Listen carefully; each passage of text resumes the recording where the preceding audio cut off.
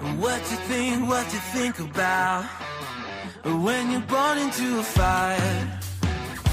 Let them burn it out. Sell them to the richest buyer. They wanna let the world decay. They tell us lies and fade away, fade away. We feel betrayed. We were raised to lose. What's up, Internet? I'm Aries Van Dam, your shaman of logic, Gen X genius, your salt and pepper savant, if you will. And this is my co-host, Ozzy.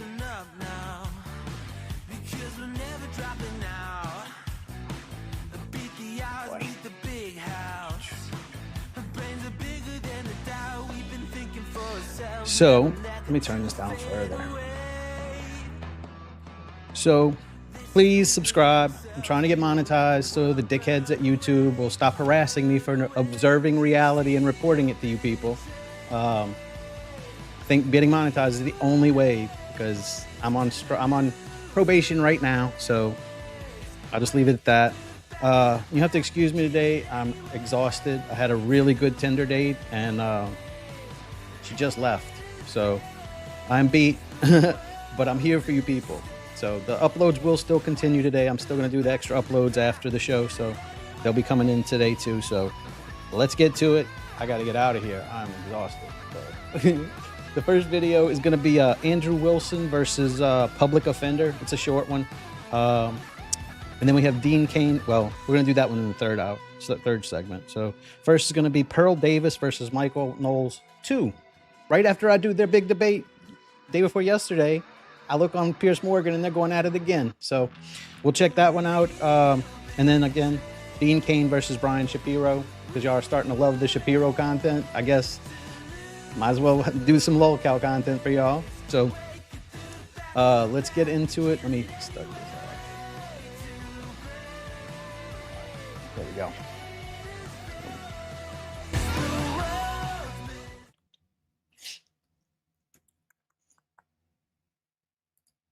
Hold on. I'll tell you again, one more time. Okay. Slow it down for you. I'll slow it down. The logic is, the point that I was making was that men don't wipe their and he said, well, how do you know that? And Right. I said, because there was a channel that was created where a man was teaching men that they need to wipe their Great. That was not the sum total of his channel. Let him finish. Let him finish. I want to hear the rest. I want to hear the rest. Hang on, we're almost done.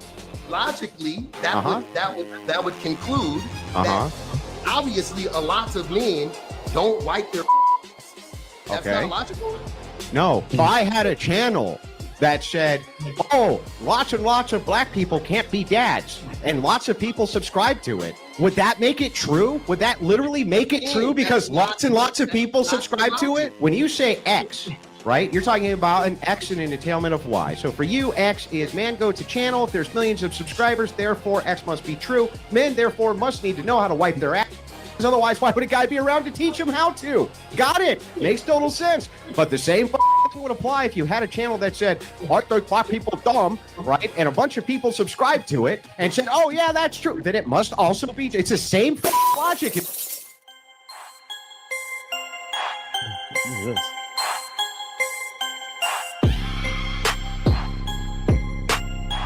I love that Andrew tries to use math to teach this low IQ guy that, you know, just because you see something on TV don't mean it's true. What the fuck? If that's what the whole debate is about, I'm going to love this. It's going to be amazing. Does the average man have options when it comes to the dating market? Okay. Does the average man has options when it comes to the dating market? Yeah, I think the average man who has not bought into red pill rhetoric does have options when it comes to the dating market. If he understands society, he understands that women are equals. Yeah, he can definitely find somebody if he leans into having a personality and not being an absolute bore and an exhaustion. Yes, he has options. However, if that man has leaned into red pill rhetoric, he is readily making his desires unattainable for him. And what I mean by that is, if you think about it, If you are saying that the majority of women are masculine, right? And then you're saying that you want feminine submissive, that's now a commodity, which means you need to pay top dollar for that. The average man doesn't have the money to pay for this thing that he. She doesn't understand. Top value women like we're looking for don't think like that. That just doesn't even enter into their mind. Like they're that way because they're just that way. You're just talking about pretending to be a way so that you can get shit for free. He is now made a commodity. So if he wants to lean into that kind of rhetoric, it is readily going to push him out of even being eligible to compete in the market. So no, he will not have any options. Anyone wants to rebuttal this? I didn't even see who's in it. If he doesn't, isn't this just a false dichotomy? Didn't you just create a false dichotomy? You just like made up whatever you think red pill rhetoric is, and then said if you believe that, then X bad thing will happen. Like, why don't, when we were talking about options, let's just start with good options, the average guy. What would be a woman who you think would be a good option for the average guy? What would that look like? You're asking me? I'm asking you, yeah. Me? I know you're asking me. I don't need you to repeat yourself. But I just did. So you don't need to. Question, you don't please? Need to, and I will not.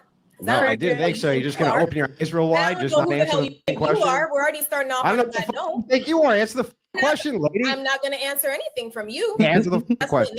That's what's answer not the question. That is what's not about to happen. Okay, well then.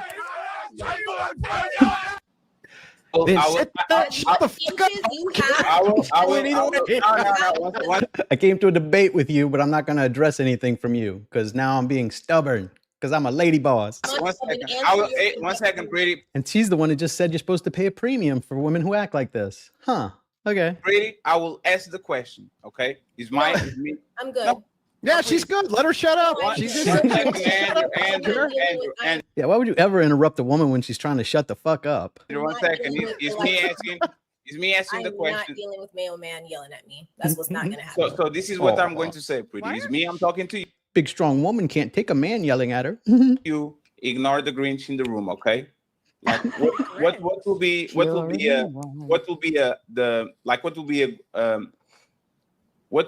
like if you're looking at what the man can get, like what will be like a decent woman? Like what would she do for the man? How does she look? Like what would be a decent woman? A woman in his proximity who's interested in him and he's interested in her. That doesn't answer the question. What is it? What is a good I wasn't woman? meaning to answer your question. So you're just not going to participate at all? So the answer is a woman within his reach that won't accuse him of SA after he talks to her. Okay. Because you're upsetting Look at one of them too. You're just upsetting spaghetti? Are you just going to be upsetting spaghetti for the rest of the night? I did not answer your question. 1 second, please. Hey, 1 second. If we're going to blow up the panel, spaghetti. If we're going to blow up the panel on the first second of the show, no needs for us to be told. What would be the qualities of said woman, Pretty? Like let's do these, right? My gender just disappoints me every time. It's like you guys make me more sexist every day. Why are you here? Answer the question. The sun is disappointing you too. Like I don't understand. You brought up the topic. Yeah, it's a disappointment. Answer for the you. question. Yeah, the sun is disappointing you as well. Hey, public. Just put that red rouge on your cheek, sweetheart. That's pretty disappointing too. Hey, public, since you are. And white girl hair too, on top of that. Since you are public, since you are very close, like what would you define as a decent man for a woman? Can you help us with that? Yeah, a decent man for a woman. Yes. I mean, I think the qualities that people want in each other are similar for the most part. You know, honest, intentional, consistent, have integrity, present, typical, you know what I mean? Like, you know what it is. Same thing you want for a friend, same thing you want for under 400 pounds, preferably. What's it doing? For partners, the same thing. What about like not fat? Can that be the bare minimum? You don't want a fat man? Yeah, I get to him when I get to him. This is I meant for the women. You know, we'll go fatter if they're funny or rich or something. You don't think men want fat women? I think a lot of men like fat women. Let me unlock this real quick. Angry man, can you define what maybe in your demographic, I can agree with that a little bit. I think y'all do it. Y'all are accepting of it, sure. Most men are fat. Yeah, but we're not talking about men right now. We're talking about women. I don't know about in the world. I know know in the West. I know a lot of people like to talk about the West. In these countries where they make bread readily available everywhere you go, yeah, most men are fat. So who are they to judge? You mean like the Roman legion who basically operated on bread? They were a bunch of fatties, weren't they? Who? The Roman legion. Who gives a fuck about Rome? Well, I don't know. Just like the epitome of good men's health. They made statues. They all looked like they were in shape, right? I mean, they were all operating on bread. That was their daily stipend. Just because you want to fuck a Roman don't mean shit to me. What? So if you notice that they make statues and claim them for being beauty and having good health and all, that means you want to fuck them. Well, it's not saying anything to contend with anything. Just because you want to fuck a Roman don't mean shit to me. Answer like Roman man. You fuck. Answer the question. You look like a Roman man. Since you like Roman men so much, you a fat. You got a big belly. You got a gap in your teeth that's this wide. The gap in your teeth is just wide as the gaps in our IQ. 80% of his face covered up. The gap in your teeth is as wide as the gaps in our IQ, sir. You ain't that. You ain't. I ain't. I ain't you. Yo, chill out. Let's have one mic, please. Weird. This motherfucker got on a hat. Make my job easier. I don't understand why you guys can't respond to arguments. No, please. Again, we're going fighting on first minute. I'll leave it alone, and we'll fight for the whole show. I thought we wasn't muting. It's a mutiny or not? I didn't know. I didn't mute nobody. One second. It's the button. When you click on the video, everybody gets muted. I don't mute nobody. I want the conversation to be had. Angry man, please. Can you define what a decent woman is, like the bare minimum of what a decent woman is, so we can continue the conversation, please? That'll be great. Bare minimum would be attractive, loyal, submissive, the ability to raise children, the ability to cook and clean. That's bare minimum. Pretty and public. Do you think this woman is widely available, or you think this is a woman that very few men get? I think that's widely available. That's bare minimum. That's what about you? I disagree. Support yourself, cook, clean, take care of yourself, brush your teeth. I disagree. They are widely available in Vietnam and like the Philippines, places like that. Sure, they ain't got none here. Don't do it's literally like it's bare minimum. I disagree. That's not widely. Hold on, brother. Men out here not wiping their assholes. That's not widely available. You can't find a woman that cook and clean. You can't find a man that wipe his asshole. You can't find me. I wipe my asshole. I do frequently. Every time I shit. That scrub the bottom of their feet and wash the bottom. How do you know that men don't? Yeah, but the difference cooks and cleans. Who taught you how to cook and clean? You see what I'm saying? Like, you see how y'all just don't be the shit. How do you know that men don't have? How do you know that men don't have? Let me ask you something. How do you know that men don't have clean assholes? Are you spreading their cheeks and verify them, all of them, one at a time? I'll tell you why. Multiple reasons why. Yes. Kevin Samuels, one of y'all leaders, one of your thought leaders, that's worm food, got on the internet for like a year before he turned into the Kevin Samuels that we all know and hated and some of y'all love. He got on the internet for a year and taught men that they need to start washing their ass, wiping their ass, wearing cologne, making their bed. He literally got online and was like, men, y'all don't got y'all shit together. Y'all dirty, y'all bums, y'all don't clean underneath your fingernails. That's what he did. That's number one. That's one example. So ask you can't ask him. Okay, but him saying that doesn't prove that men aren't doing that. Why would he make a whole channel dedicated to telling men to wipe their ass? Because his entire brand was about male image at first. It was about if somebody channel and the channel says black people are really stupid, then we should just assume that that's true because the guy made a channel about it. Should we? Even better. Kevin Samuels made a career on talking about how wretched women are and how disgusting and gross and how awful they are to deal with, how all they care about is money. So is all that true too? Like, this little feminist, I bet he won't say that. Just assume that? Oh, no. Like, you see how stupid your logic is, dude? Makes no sense. That's as dumb as that black hat you got. So public defender. Let me ask on you a fucking black hat. Just killed some guy who had a channel. Okay, okay, bro. As long as we can kill a guy who had a channel once, it's all good. You ain't even got on an American flag or nothing. No, it's just a black hat. Why do I need to have an American flag on my hat? Like, who are you hiding from? Not stylish enough for you? Do I need the new Nikes to be stylish enough for you, sir? Like, what do I need to do? You should. Get you Okay, you tell me. Should I wear what? FUBUs? I don't know. What the f am I supposed to wear? Hey, let's get Angry Man real quick, and I know, Andrew, you're trying to make a point. It's a good point. Trying to make a point. He's trying to raise haters. Not one set. Yeah, it's you're race baiting, Andrew, and I'll don't do that. It's not even race baiting. It's just pointing out. It is a What's that race baiting? Let me respond here for 1 second. Let me just respond so that you guys can understand the position. I'm using the extreme portion of the logic so that you'll understand how silly the position is. That this guy thinks men don't clean their. Because guy on internet who had channel who said they don't. I can make the same argument for anything on planet Earth, including saying black people are dumb because guy made channel that said that. Do you see how dumb that is? It's just dumb. Let me ask a question, please. Let me ask a question, public. 1 second. Let me ask a question. No, you can't. You're not letting me respond to this, man. Hey, public. 1 second. I got you. Okay, I pass you the microphone. I just want to ask a question. Andrew, you're totally right. If you were on a Viking channel, would you be talking about FUBU, or are you going out of your way to do like some black type of like statement so everybody understands? Like, do that? What? Yeah, I'm using the extreme point of the logic to demonstrate the point. Yes. So when was I the last can time never accept that the other direction. I accept it. I already accepted. My question is, when was the last time you used the FUBU argument? Like, when was the last time you said FUBU? Actually. Yeah, I would tailor the argument and the rhetoric towards the person that I'm talking to who's making the insults my way. I don't even fucking wear FUBU. Thank you very much. Sorry when it came out, and it's still sorry. But I want to real quick. Why would it matter what company he decided to use? He could have used any black company, BET, whatever. Who gives a shit? Like, he's talking to a black guy who.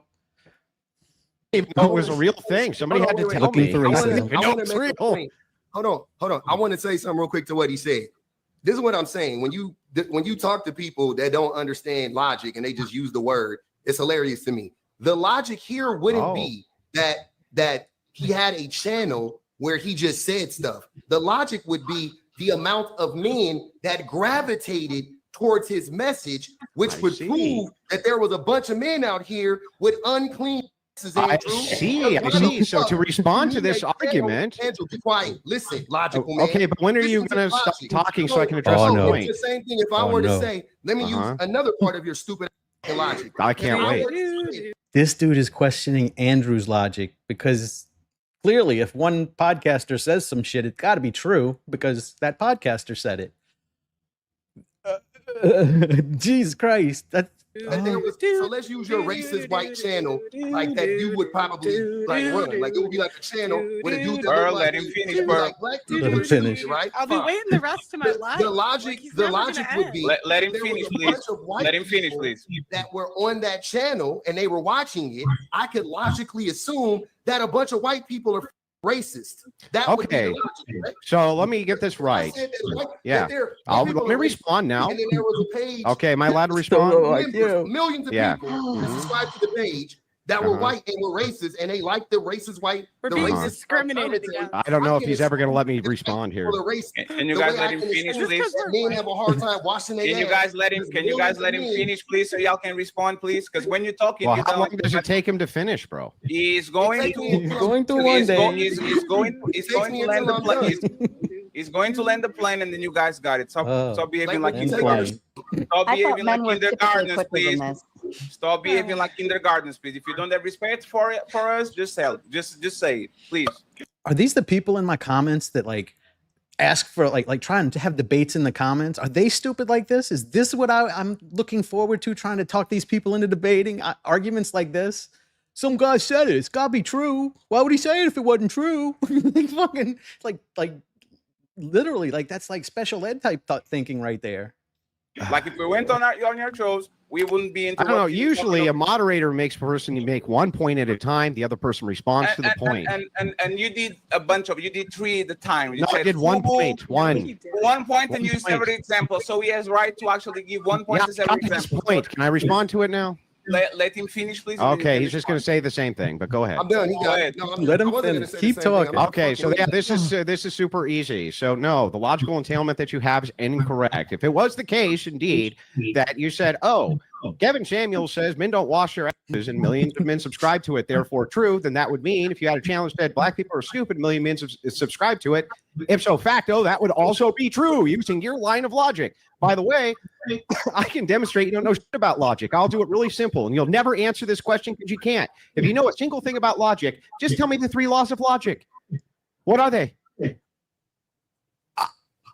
Okay, let me pause it there. I didn't want to interrupt Andrew during that because he talks so fast and so good. I would do it a disservice. But yeah, dude, that's the whole point. Like some podcaster said some shit, so now that's reality. It's just true. Because why would he say it if it wasn't true? And you're my new authority on mountain biking, so I'm coming to you for advice. Huh? You're muted. What are the 3 laws of logic? Oh, yeah, you What are they? muted? What are the 3 laws? You're muted, bro.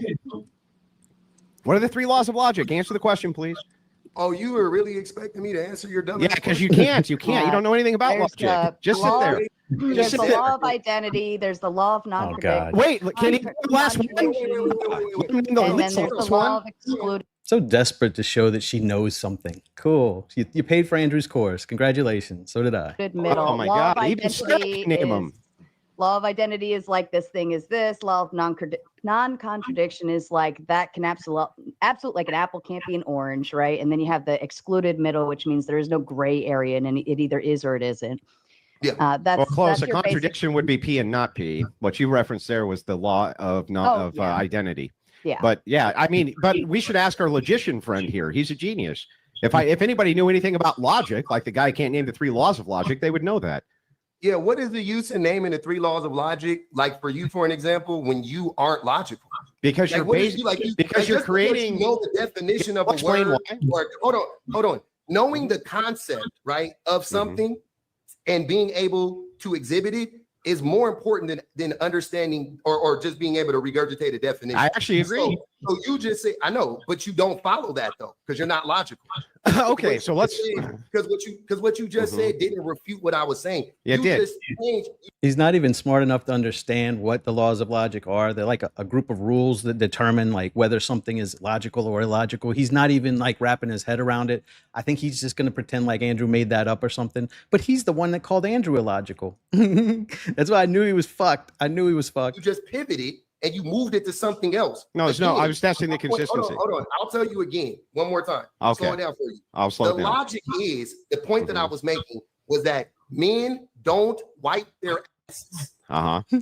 And he said, well, how do you know that? And I Right. said, because there was a channel that was created where a man was teaching men that they need to wipe their ass. Great. That And was it's a not the bunch of sum men. total of his channel. I- No, no, That was- let him that finish. was Let him not the finish. sum I want to total hear the of his rest. I want to hear the channel. rest. Hang on, we're almost done. Logically, that Uh-huh. that would conclude Uh huh. that obviously a lot of men don't wipe their asses. That's Okay. not logical. No. They could What? also no. Let's walk through the logic so that you understand. Oh, you're so disingenuous. If I had a channel that said, "Oh, lots and lots of black people can't be dads," and lots of people subscribe to it, would that make it true? Would that literally make it true because That's not- lots and lots of that's people not subscribe to logic. it? That's a different debate. It's the same shit, bro. Different discussion. It's the It's not. same exact logical it's- entailment. no. Here, I'll explain how. Oh my God. Let me hang on, bro. Let me explain how. When you say X, right, you're talking about an X and an entailment of Y. So for you, X is man go to channel. If there's millions of subscribers, therefore X must be true. Men, therefore, must need to know how to wipe their asses because otherwise, why would a guy be around to teach him how to? Got it. Makes total sense. But the same thing would apply if you had a channel that said, aren't the black people dumb, right? And a bunch of people subscribed to it and said, oh, yeah, that's true. Then it must also be, it's the same logic. It's an entailment of X. You don't know what you're logic, talking bro. about, bro. I don't know logic. I don't know logic. You just I'm repeated public. the definition. Hey, public, Uh-huh. you are wrong. You are wrong because of public. You are wrong because of I this, right? appreciate that. No, but You are wrong because of this. Let me explain to you, all right? Even Fatty can see it. For example, first of all, Kevin Samuels is an image consultant. He has to talk about those shit. That's the first one. Like, this is literally his job to talk about hygiene, how men groom themselves, how men dress, and all that. And the second part, which is the most important, Shira 7 kept talking about woman hygiene too. That doesn't mean that women are dirty. Shira 7 is one of these women that everybody watches. And for you, I'm not ever going to say most women are dirty, because there was a woman on the internet tell women how many times they should change their tampon per week and how they should wear. Like, I wouldn't do that. So, like, the same way that doesn't prove that men are dirty, I don't think Shira 7 giving women out to actually take care of their hygiene, that doesn't make them dirty either. So what is your point exactly? Like, why are you saying that? Because what you just said is made. I don't watch Share 7 that much. I don't know how much you do. So why? Oh, well, then she's not right. I don't happen to put it on that channel, so she's not right. Just the guy I watched, he's right because I watched that channel. So when he says it, it's got to be true. This is your average, like, people who consume like network media still. That's what they're like. He said it on TV. It's got to be true. So are you fighting me or information you don't have? I've never heard her say that, so I can't refute. Because you literally said I don't watch it that much. Why are you fighting me information that you don't have? Public, how are you starting your message saying public? How are you starting your message saying this? I don't follow her or don't watch her content like that, but I never saw her doing that. If I don't watch the Power Rangers, I don't know the color of them because I don't watch them. Why are you refuting that? Just accept it. I didn't refute it. I literally just said I was about to say I can't argue against what she said in that instance because I never saw her say it. That's what I was saying. Is the average man dirty? Yes. Is the average woman dirty? No. Have you ever walk in the end of a shift but and smell a red? By this logic, there are countless YouTube channels that say black women are the worst women on the planet. By your logic, public defender, that would mean black women are the worst women on the planet. Exactly. That's exactly right. You and Andrew both are saying the same stupid thing. My point would be if I were trying to prove that a bunch of black men or men believed that. Listen to what I'm saying. If I were trying to prove that there was a bunch of black men who believed what you just said to be true about black women, and you said, why do you think that? And I said, well, there's a bunch of channels on here that talk crazy about black women, which there are, and a bunch of black men subscribe to those channels. Therefore, I can conclude that that black men believe what's happening on these channels. Right?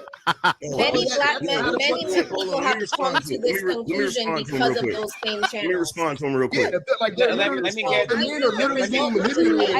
one second, Brian. 1 second. Let me get Angry Man on the call, please. Let me respond. Let me respond to what he's saying real quick. So basically, what your line of logic is, what your line of logic is that if Kevin Samuels does a channel where he's telling men they need to wipe their ass because that men, the group he's targeting, subscribes, that means that they don't know how to wipe their ass. But like I said, by that same logic, the channels that talk about black women like that have black women that subscribe to those channels as well. So are you saying that the black women that subscribe to those channels believe themselves to be raggedy women? Yes, and that happens. It's not an absolute. Logically, there's no absolute. It's not like every black woman doesn't think the same. So obviously there are some self-hating black women, like there's some self-hating black men. Bro, here's the thing. All right, this dude is making me rethink my harsh stance against inner school teachers, right? Because I thought they were just lazy bitches that didn't teach the kids, right? This is what they got to try and deal with right here. So I'm kind of understanding now. You just have like really bad, like clay to mold here. You can't understand this.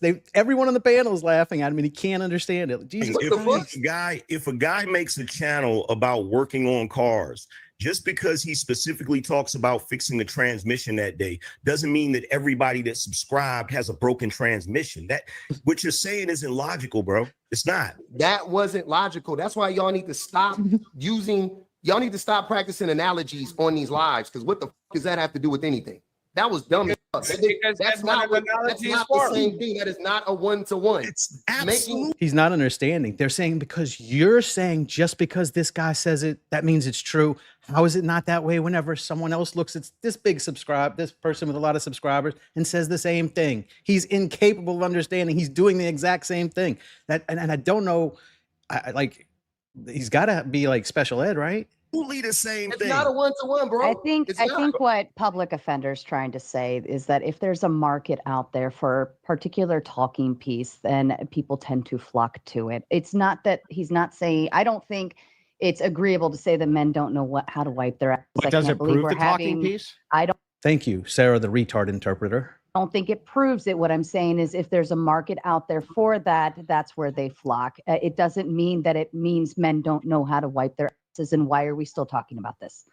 I don't know, because well, I can tell you why. It's wait. The whole reason we're talking about this. The whole reason we're talking about this.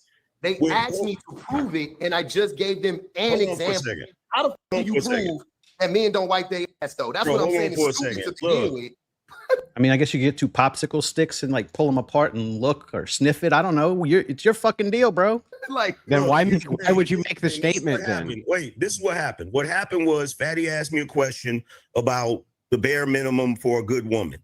The moment I said cooking and cleaning, you got triggered, public defender. That's why you had to talk about black men not being able to wipe their men in general not being able to wipe their. Because you got offended by the freaking point of them needing to cook and clean. Because what I was going to say after that, before you interrupted me, was no, there isn't a lot of women out here nowadays that cook and clean or want to cook and clean. So the whole reason why black has entered the conversation is because there's a racist on the panel. Who? He did not bring up black. Public did not bring up black. Black was brought up by Andrew. So right, the word black was not brought up. Would that prove that I was racist? It stated that men. But you're going to skirt over that part and bring up an example about black women in a conversation that is not about. I didn't bring up black women. I'm not talking to you, dude. I've already said I'm not talking to you. I'm speaking to Angry Man. So anyways, that is the whole reason why that has entered the conversation. So don't tell him that's not what he said. I would disagree. The reason black came up in the conversation is because he brought up Kevin Samuels. A large portion of his demographic is black men. That's another reason it was brought up. You brought up Kevin Samuels. No. You see, it was only brought up because Andrew's an evil racist because he said the word black. No, I disagree with Pretty a little bit. I think that Angry Man brought up black women because he hates black women. He did bring up black women. I brought up black women. Y'all can't wait to talk bad about that. Bring up black women. I brought up black women. Bro, check this out. I brought up black women as an example, okay? Mark Lamont Hill already got that job, bro. Fall back. Got what job? The job you're trying to do right now. I think the being stupid on the internet and debates and losing them. That's what he's talking about. Racism commentary is particularly directed from Pretty to Andrew because he utilized the argument back to public offender, I believe it was, regarding, if there was a channel that all black people are stupid, then XYZ, right? And he wasn't saying that from the beatings of his heart. He was saying that as a logical example in an argument to kick back as something that's very far and extreme. I can't be racist. I have a black ex-wife. Hold on real quick. And if we're gonna make hold on. I haven't spoke yet. And if we're gonna go to that extreme, then you should have addressed public offender for being a sexist for saying that men don't wipe their ass. Pretty intellectual. If we're going to be consistent, if we're going to talk about racists, if we're going to talk about sexist, if we're going to talk about homophobes, if we're going to have a show, we know you want to defend the white Pretty. I'm not going to. You can't be sexist towards men. Right. Let me finish. That's impossible. If he can say that men don't wipe their ass, which he can't even substantiate that, then that's being sexist. And say if we said about women, we're being misogynistic. If we say something about what women don't do. So if he's saying something about men, then you have to acknowledge the fact. If you're going to acknowledge someone's being racist, then we have to acknowledge somebody's being a sexist. I said black was brought into the conversation because we have a racist. No, we're making it. We have no. Hold on. Everybody on this pack. Hold on, real quick. Who's the racist? Everybody, before we go. Am I the racist, Pretty? Hold on, real quick. Is it me? Were you talking about me? Andrew, please hold on, please. We let the show go on as long as possible in this state, right? let's get back on the topic. Let's not make it racist. Let's not make it sexist. Let's not make it misogynist, all these things. Let's have a discussion. If you agree and disagree, let's stand it on that. Like prove your arguments and let's stay there.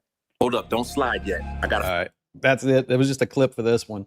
What a crazy argument. Like, I can't believe they didn't, like, usually if you know you're that wrong, like, he still thinks he's right. Like, he still thinks you just got to believe it because it's on TV. Like, wow. Next one we're going to go to is Pearl versus Michael 2. Let me get to the timestamp. Give me a sec. Now to debate all this is the host of the Daily Wire's Michael Knowles Show. Michael Knowles, PBD podcast contributor and friend of the Tate brothers, Adam Sosnick. And a late addition, returning to the show, is longtime Conservative Tate supporter, Pearl Davis. Well, welcome to all of you. Michael Knowles, this is, as we've just been hearing, it's a complex case. It's been running for many years. More and more charges have been leveled at the Tates. But what was interesting about this, I think, politically, is the way many on the Conservative right wholeheartedly embrace the Tates. So we've got a couple of supporters on the panel here now, notwithstanding the sheer volume of very serious charges that were continuing to be leveled against them. And now we have this extradition call from the UK, which the US looks like it's not going to try and counter. What do you feel about this? Well, I think the extradition was a stunning reversal of the UK's long-standing policy never to prosecute Muslims for trafficking or rape. That really surprised a lot of people, I think. You get the grooming gangs report come out. I just interviewed Sammy Woodhouse, one of the victims of that. And you think, well, this went on for decades and decades. The UK not only neglected it, they intentionally turned a blind eye. They knew what was going on in many cases. They ignored the victims. So that's one thing that raises eyebrows about the prosecution of the Tates. All of that said, though, not only is there, I think, a fair bit of evidence that the Tates committed all sorts of crimes, but they did brag about a lot of this activity. You know, if the crime or one of the allegations that relates to some of the crimes is that they were pimps, you know, they prostituted women. Andrew Tate did brag about that. You know, he did brag about his degree as a PhD, a pimp and hose degree. They are open about having run pornography businesses. In some of the cases here, you have allegations from women who say that Tate raped them or abused them, and you have very consistent allegations here.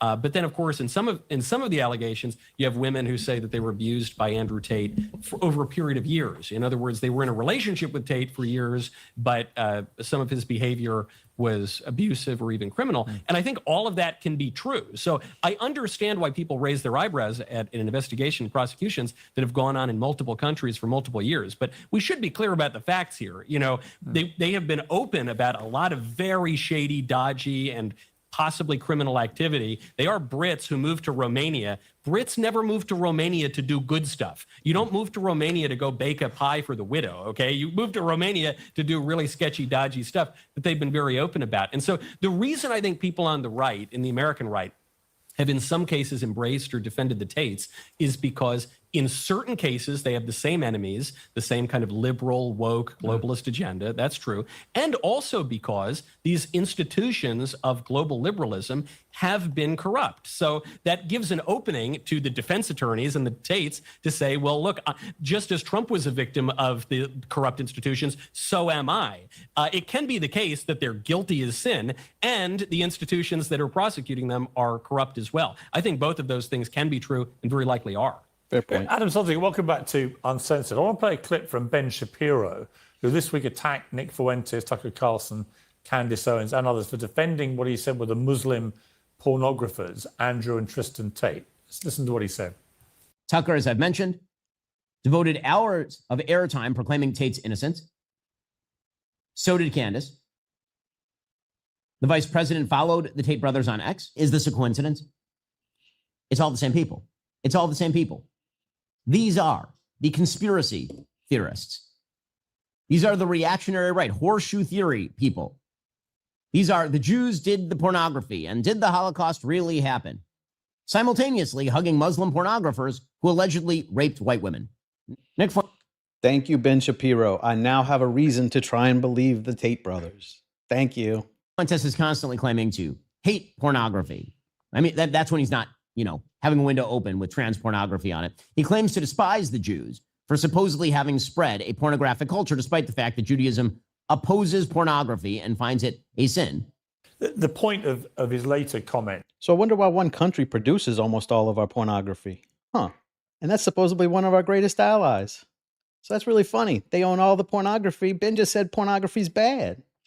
But let's pretend like the Muslims are doing it, right? Okay. Adam, were attacking what he said was the hypocrisy of people like Nick Fuentes, Tucker Carlson, Candace Owens for defending Muslim pornographers, as he put it. What do you feel about that? Well, I have massive respect for Ben Shapiro and as well as Michael Knowles. I thought he crushed it right there. And I'm also friends with Andrew Tate. You can have diverging opinions in your life and still respect both parties right there.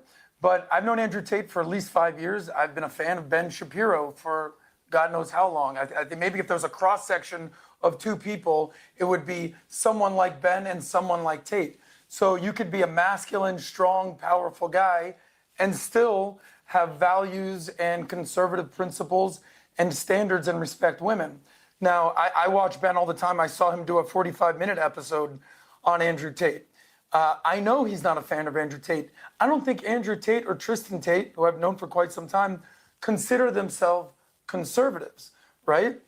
I think where they both align is that they can confidently say that the Labor Party of the left or the Democratic Party of the left in America are ruining the country and are ruining the world. And if you can team up to get someone like Trump elected, I think that's where all these forces kind of came together.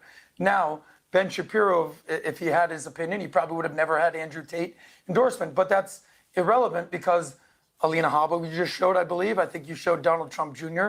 I think Barron Trump is a fan of Tate. So they say have a big tent. For me, the Republican Party is a big tent as long as you love America. Now, Tate is an American. He's also a Brit. He's also moved to Romania. I think we've interviewed the Tates at least 5 times on the PBD podcast. And I'll tell you one story that made me a little more confident in the Tates. You ready?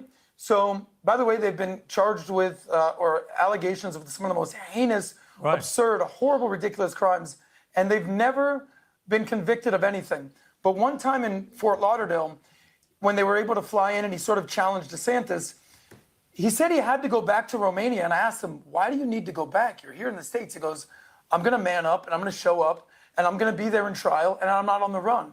That made me a little bit like, wow, this guy really believes in what he's doing. Paul Davis, welcome back to us. So because he wouldn't become a fugitive, now you have more respect for him? Okay. Censored. I mean, it's pretty easy to locate. I mean, I think they catch him. I've always felt with this case against the Tates that ultimately it will come down to the issue of consent. That they are going to, I suspect, say, yeah, we had relationships with these women, and everything that was conducted in those relationships was consensual. I may be wrong, but that's my feeling about the way this is all going to play out, including the webcam business they ran and so on. But how can you be sure from the outside, given you weren't there when this was all going on, how can you be sure they never crossed that line? Exactly. Well, I obviously can't be sure if I wasn't there. I don't know. But if there's facts that come out that back up the girls, then I'll go with it. But I think a lot of men in this country can relate. I mean, you guys have ex-girlfriends, don't you? You've never had an ex-girlfriend make up a lie about you, or you've never had that happen to a friend of yours. And for Ben Shapiro, it's pretty hypocritical of him to crucify the Tates when the Daily Wire has ex-porn stars on their platforms. So they've had Nala Ray, they had on Lauren Southern, who accused a bunch of... Yeah, Wait, I know. Lauren Southern a porn star? That's news to me. Maybe not technically, but she falsely accused a bunch of guys in the conservative party. Like, it's, women will do the most egregious of sins and do the most egregious things, and you guys all put them on your platforms. There's no question about it. But if there are a lot of questions in interviews that go on for a long time. But there are a lot of, that's what an interview is. But then also, I think the crucial point you're missing, right? But you give them softball it's one thing to put on people who have reformed and repented. You give them not people who are interviews. unrepentant. You give them softball interviews that you would never give a guy, and there's never any penance for it. So it's pretty hypocritical that they're crucifying the Tates for making money off of cam work when you don't. That is true. And that goes even to Pierce himself. I made a video on Pierce where you can watch in the same video where he interviews a conservative girl and how he rakes her over the coals. And the very next one he interviews, and it's in the same video. It's his video that I just did the entire length of his video and reacted to it. And the second video, it's an OnlyFans girl and he takes up for her and like basically simps for her for the whole video. Go check it out. It's very enlightening. But she is right. Don't crucify the porn stars that come on your platform that also made money off of cam work. Like there's a bunch of OnlyFans models out there. We try not to crucify people. I agree. That's true. We try not to do that. But I think you're making apples and oranges comparison. I know you think it's funny, but like this is a claim from like 10 years ago. Not on camera. This is a claim from like 10 years ago. So it's like we're but Paul, that doesn't make it automatically untrue. I know. It doesn't. But Michael would also say that, you know, the Trump ones that are 10 years old, man, that was 10 years ago. Or when it was Kavanaugh, when it was the Supreme Court justice trying. Yeah, it's 20 years ago. So they are being a little hypocritical. But I'm waiting for the evidence to come out for me personally. And what we now have nearly 60 charges. And these aren't just trivial charges. These involve human trafficking, rape, sexual abuse, forming an organized crime group. We've just heard from a lawyer. Trump's were pretty egregious too, but it was 20 years ago. So same point. Representing 4 of the women, who says on the evidence he's seen, it's extremely compelling, extremely detailed, and that when people see the full details, they will understand what is really happening here. I just think there's got to be an end date to it. You cannot keep dragging people to court from stuff from a decade ago. So if the evidence comes out, you and can I'm wrong, based on the statute of limitations, right? Isn't that how the law works? I know in the UK it's well, no, different, every but jurisdiction has some statute of so limitations on certain crimes. I don't really understand what you're arguing for. Are you objecting to the extradition? But my objection is to the hypocrisy. I just think when he played the clip of Ben Shapiro, I just couldn't stop thinking about how hypocritical it is, because you guys have ex-porn stars on your platform and you give them these softball interviews, and yet then you crucify a guy doing the same I think you hit. Or how about this? Ben Shapiro's pointing at the Tate brothers, but he don't want the Epstein files fully released. And we know where most of the people that went there, tried to go there, were involved with it. We know which group of people were very overrepresented on that list. But let's just pretend like it's the Muslims. The Muslims are the ones doing everything. They're in charge of our porn industry. Go look up the owners of most of the big porn industry that's in America. Look it up and find out what religion that person is and see if it's Muslim. At a glitch because you're repeating yourself, but I'm just asking what the hypocrisy is. If one is to do an interview with someone who's repentant or even not repentant, just anybody, you can interview Osama bin Laden or something. That's the job of a journalist. But how does that relate to your objection to the extradition of the Tate brothers for the alleged crimes? Yeah. I don't see. I get that you don't like Ben Shapiro, but I don't. Let me just jump in. I agree with Michael. I'm not. She made her point about the Daily Wire. I think we can move on and focus on the Tates here. That's right. Well, I mean, my thing about this is you've got so many people on the right. I interviewed Clavicular, on Monday, and he was like, none of this is true. It's all a political stitch up, blah, blah. He has absolutely no evidence that any of that is true that he said. He just happened to hang out with the Tates in Miami a few months ago, which became notorious because they played the Kanye Heil Hitler song and they were all seen dancing along to it. But there are a lot of people racing to defend these guys. I've interviewed Andrew Tate 5 times, I think, maybe more.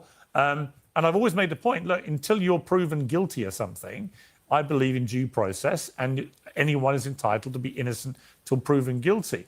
But, my point, I think, Adam, about this is that the volume of the charges and the severity of the charges means the prosecutors must be confident they have a pretty strong case here.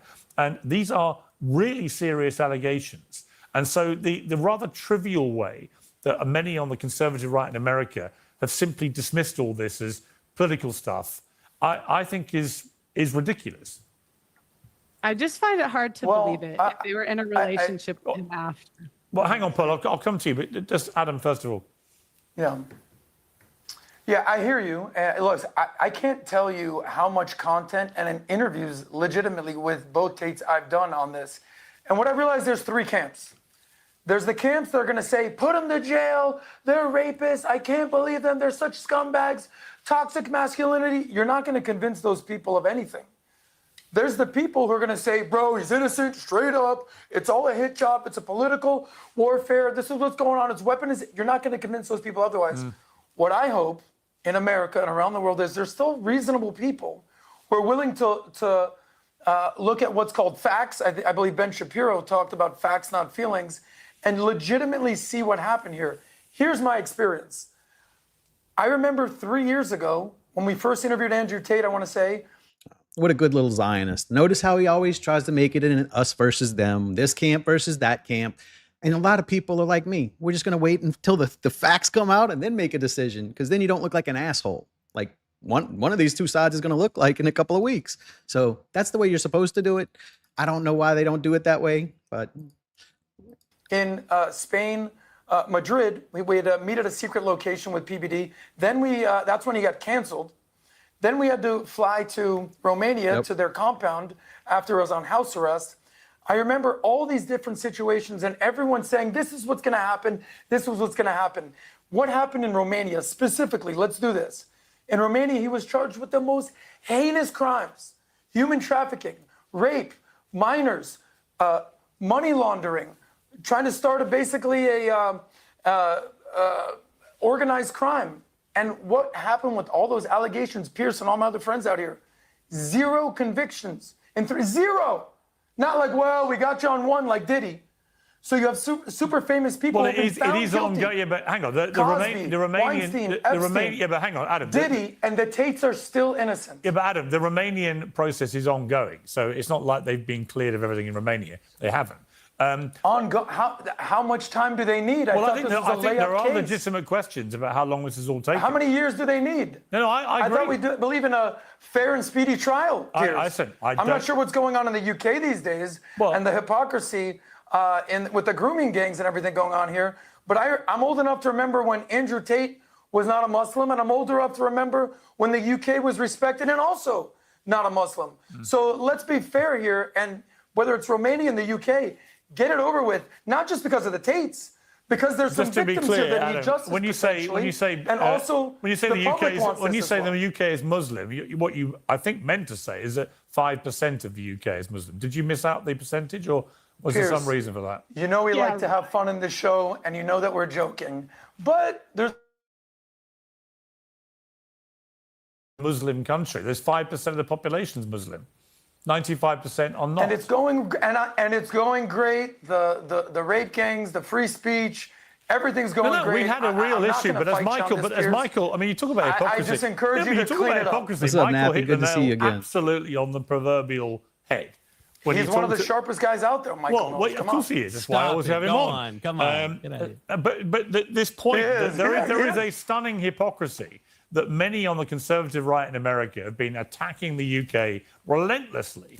Elon Musk and others have been doing this, right, saying, you guys, you protect these Muslim sex criminals, blah, blah, blah, blah, blah. And of course, Andrew Tate and his brother, they're Muslims now, are charged with... I love when they say that while the Epstein list sits there and they just ignore that. Very serious sex crimes against women. And suddenly it's all like, well, they're all trumped up, it's all political, whatever. Imagine if people in the grooming scandal had said the same thing.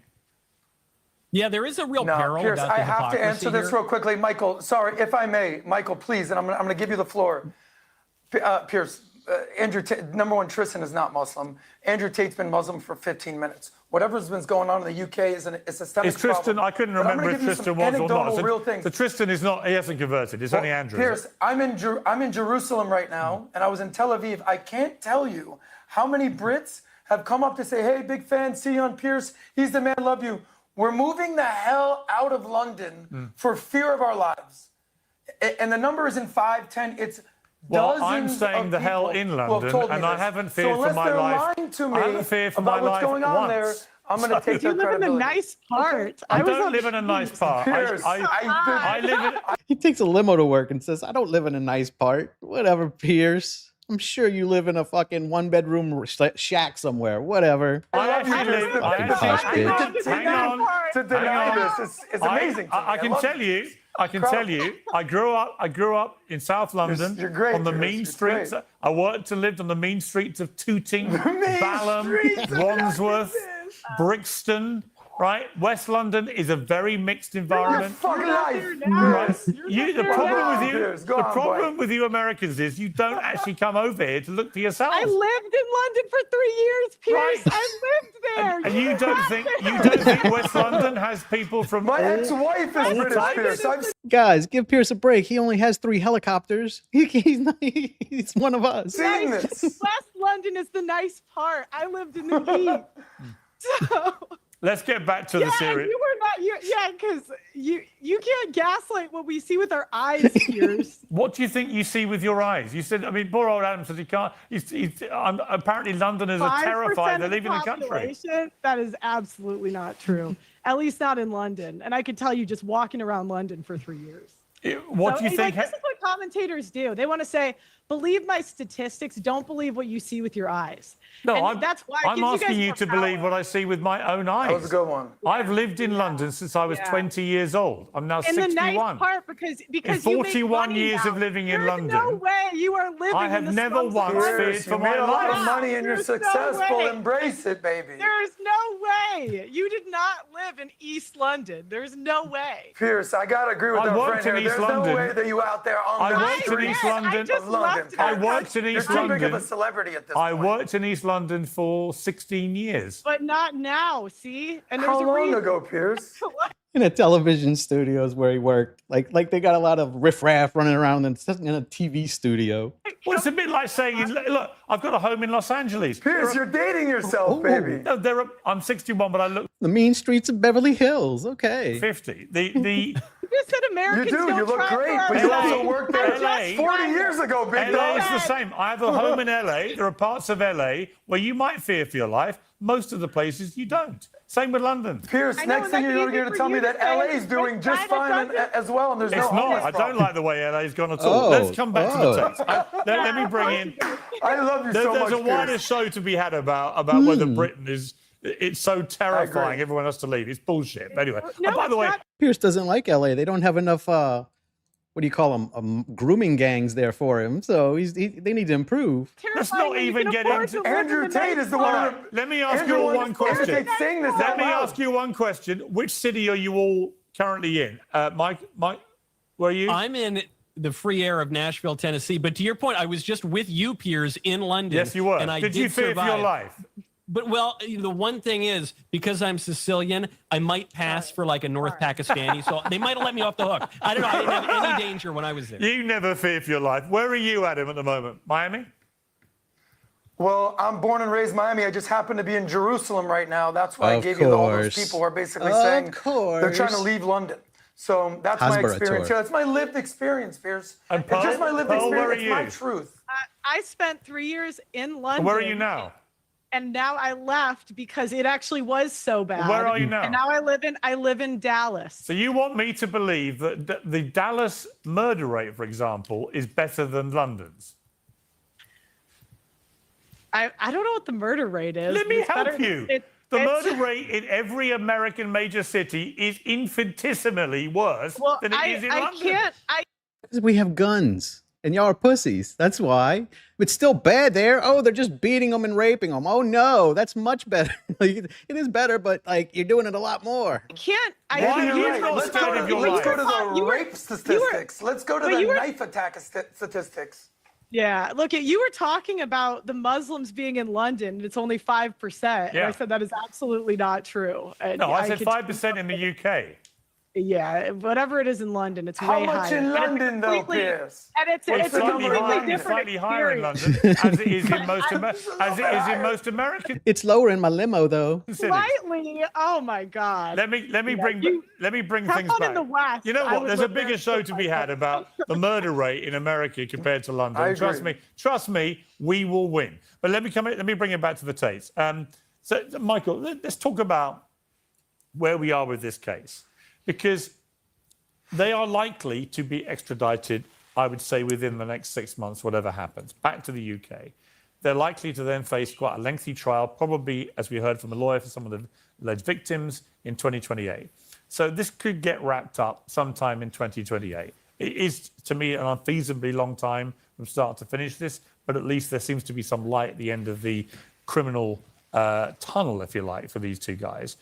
If they were to be convicted on multiple counts and receive a life or very long sentence, where would that leave everyone on the conservative right in the US in particular that were so happy to jump on board with them, knowing there were a lot of accusations out there about them? They probably wouldn't look all that great. You know, the thing is, the great thing about being a political commentator or an influencer is you never have to admit you were wrong about anything. And you just hope that people, they have the attention span of a fruit fly. The one area, though, where I think people could really be justified in not opposing a conviction of the Tates, but of demanding something more be done, is to the point on hypocrisy.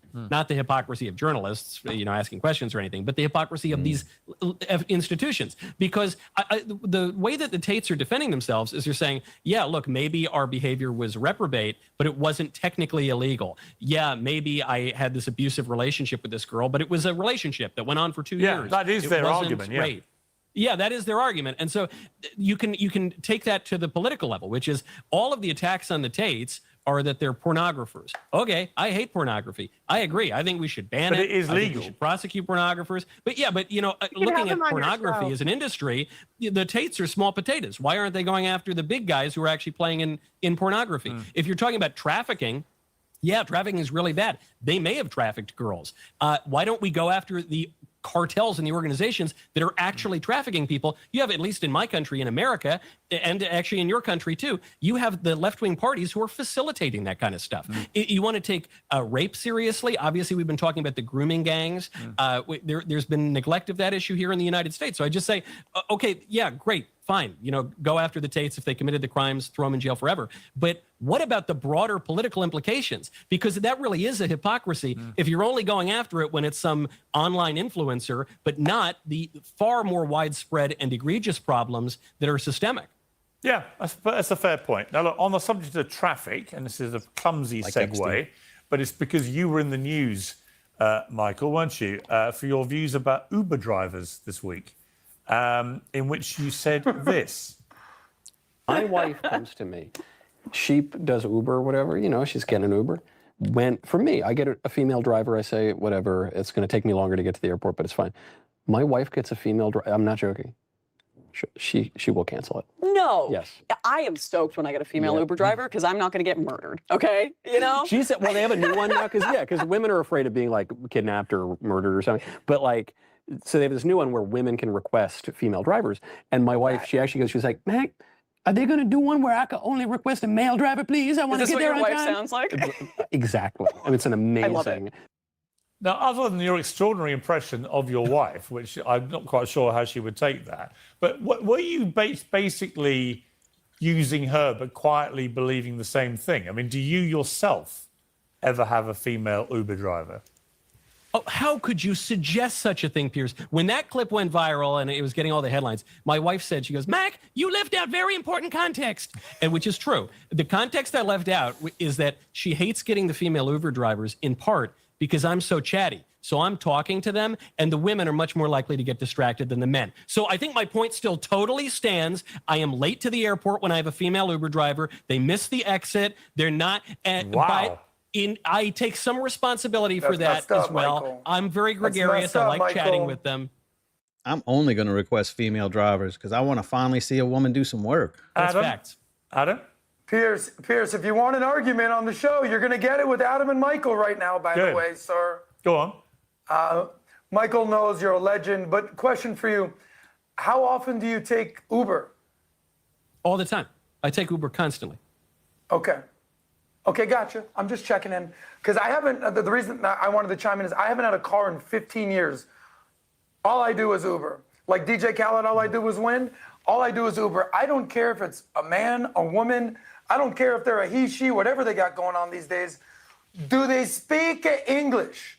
That's my number one thing these days. Because in America right now, there's a lot of Uber drivers. No habla español. Yo vivo en Miami. I live in Miami. And nunca personas de conducir el coches habla inglés. Then none of them speak English. People have been here from Cuba, from Colombia, from Venezuela, from all over the world, Haiti, no English. Now, I speak multiple languages. But please, if you're going to come to America, man, woman, he, she, whatever you're identifying as, learn the language. Well, I if do you're gonna think- drive I the do car, think, to and be please fair, don't I do make think- Michael Knowles late to the airport and get in a fight with his wife, please. Yeah, I do think it's reasonable to expect any cab driver, Uber or otherwise, to speak the language of the country they're in, because they're having to deal with people who want to go somewhere and want to have that conversation. I think that's not unreasonable. And maybe, Piers, they could even have an ID. Right, but do you not think that what Michael Knowles said is brazenly sexist? I mean, I have Terribly absolutely no offensive. problem. Michael I have Knowles no could do problem no wrong with in my female book. Uber drivers. I would prefer a male Uber driver Why? because women are more likely I to think she get just into wants a man. Well, hang on. Is there any statistical evidence that female Yeah. Uber drivers crash cars more than men? I don't think I there don't is. know. I don't know if it's by Uber driver, but women do get into accidents more when you look at how much they drive. So it Why wouldn't you want to get in an accident when you're in an Uber? Isn't Uber going to pay your bills for a while? Like, cool, get in an accident. I don't give a fuck. men technically get into accidents more, but it's because they drive a lot more. But women do get into accidents for how much. But is that actually true pro rata? I don't think it is. I think women Well, you can name, famously you are can name deemed to be one safer. famous sports car driver, race car driver, and that's Danica Patrick. All the rest are dudes. and there's so there's an I evolutionary. think I rest my reason. case Like, right there. it's Men are better something with- drivers. That's not It's even something a with debate. spatial awareness. I can't remember exactly what it is, but there's an evolutionary reason for it. Well, you know what I do? I managed to resolve this whole problem by getting a driverless car. When I get to LA soon, I get Waymo, which have neither male nor female drivers. They have nobody. They Are there Waymo limos? What are you downgrading, Piers? have an empty driver's seat and it a drives trans you car. on its own. And I got to say, first few times it freaks you out. And then you get into it. And then Yeah. by the end, I Piers, was you ordering might them. have just solved I was the ordering trans them on issue. my own, literally getting it to pick me up from a restaurant, take me home on its own. And it is the weirdest thing. But actually, there's no chat problem, Michael, for you to worry about. No chat problem for your wife to worry about. They have so many sensors. I saw one of them, one of the Waymos, pull a stunt in front of me to avoid having a collision with a car that I honestly think 95% of human drivers, if they'd been in that car, they would have crashed. And that was extraordinary to watch. So I think it is the future, will be Michael Knowles' dream scenario, which is there's nobody sitting there. It's just no one protects chatting. you. It protects you from crashes, missed flights, and from sexism. Isn't that the most important thing of all? And wonder why unemployment's going up in your country, Piers. I wonder why. I wonder why. We've got to leave it there. Fascinating conversation. Thank you all very much. Good to see you, Piers. Thanks as always, Piers. Well, enjoy. All right, we don't do the next one. The last one we're going to do today is Dean Cain and Brian Shapiro. We'll start this from the beginning now. Of course, I grew up with him, watching Superman as he played Superman, of course. That goes without saying.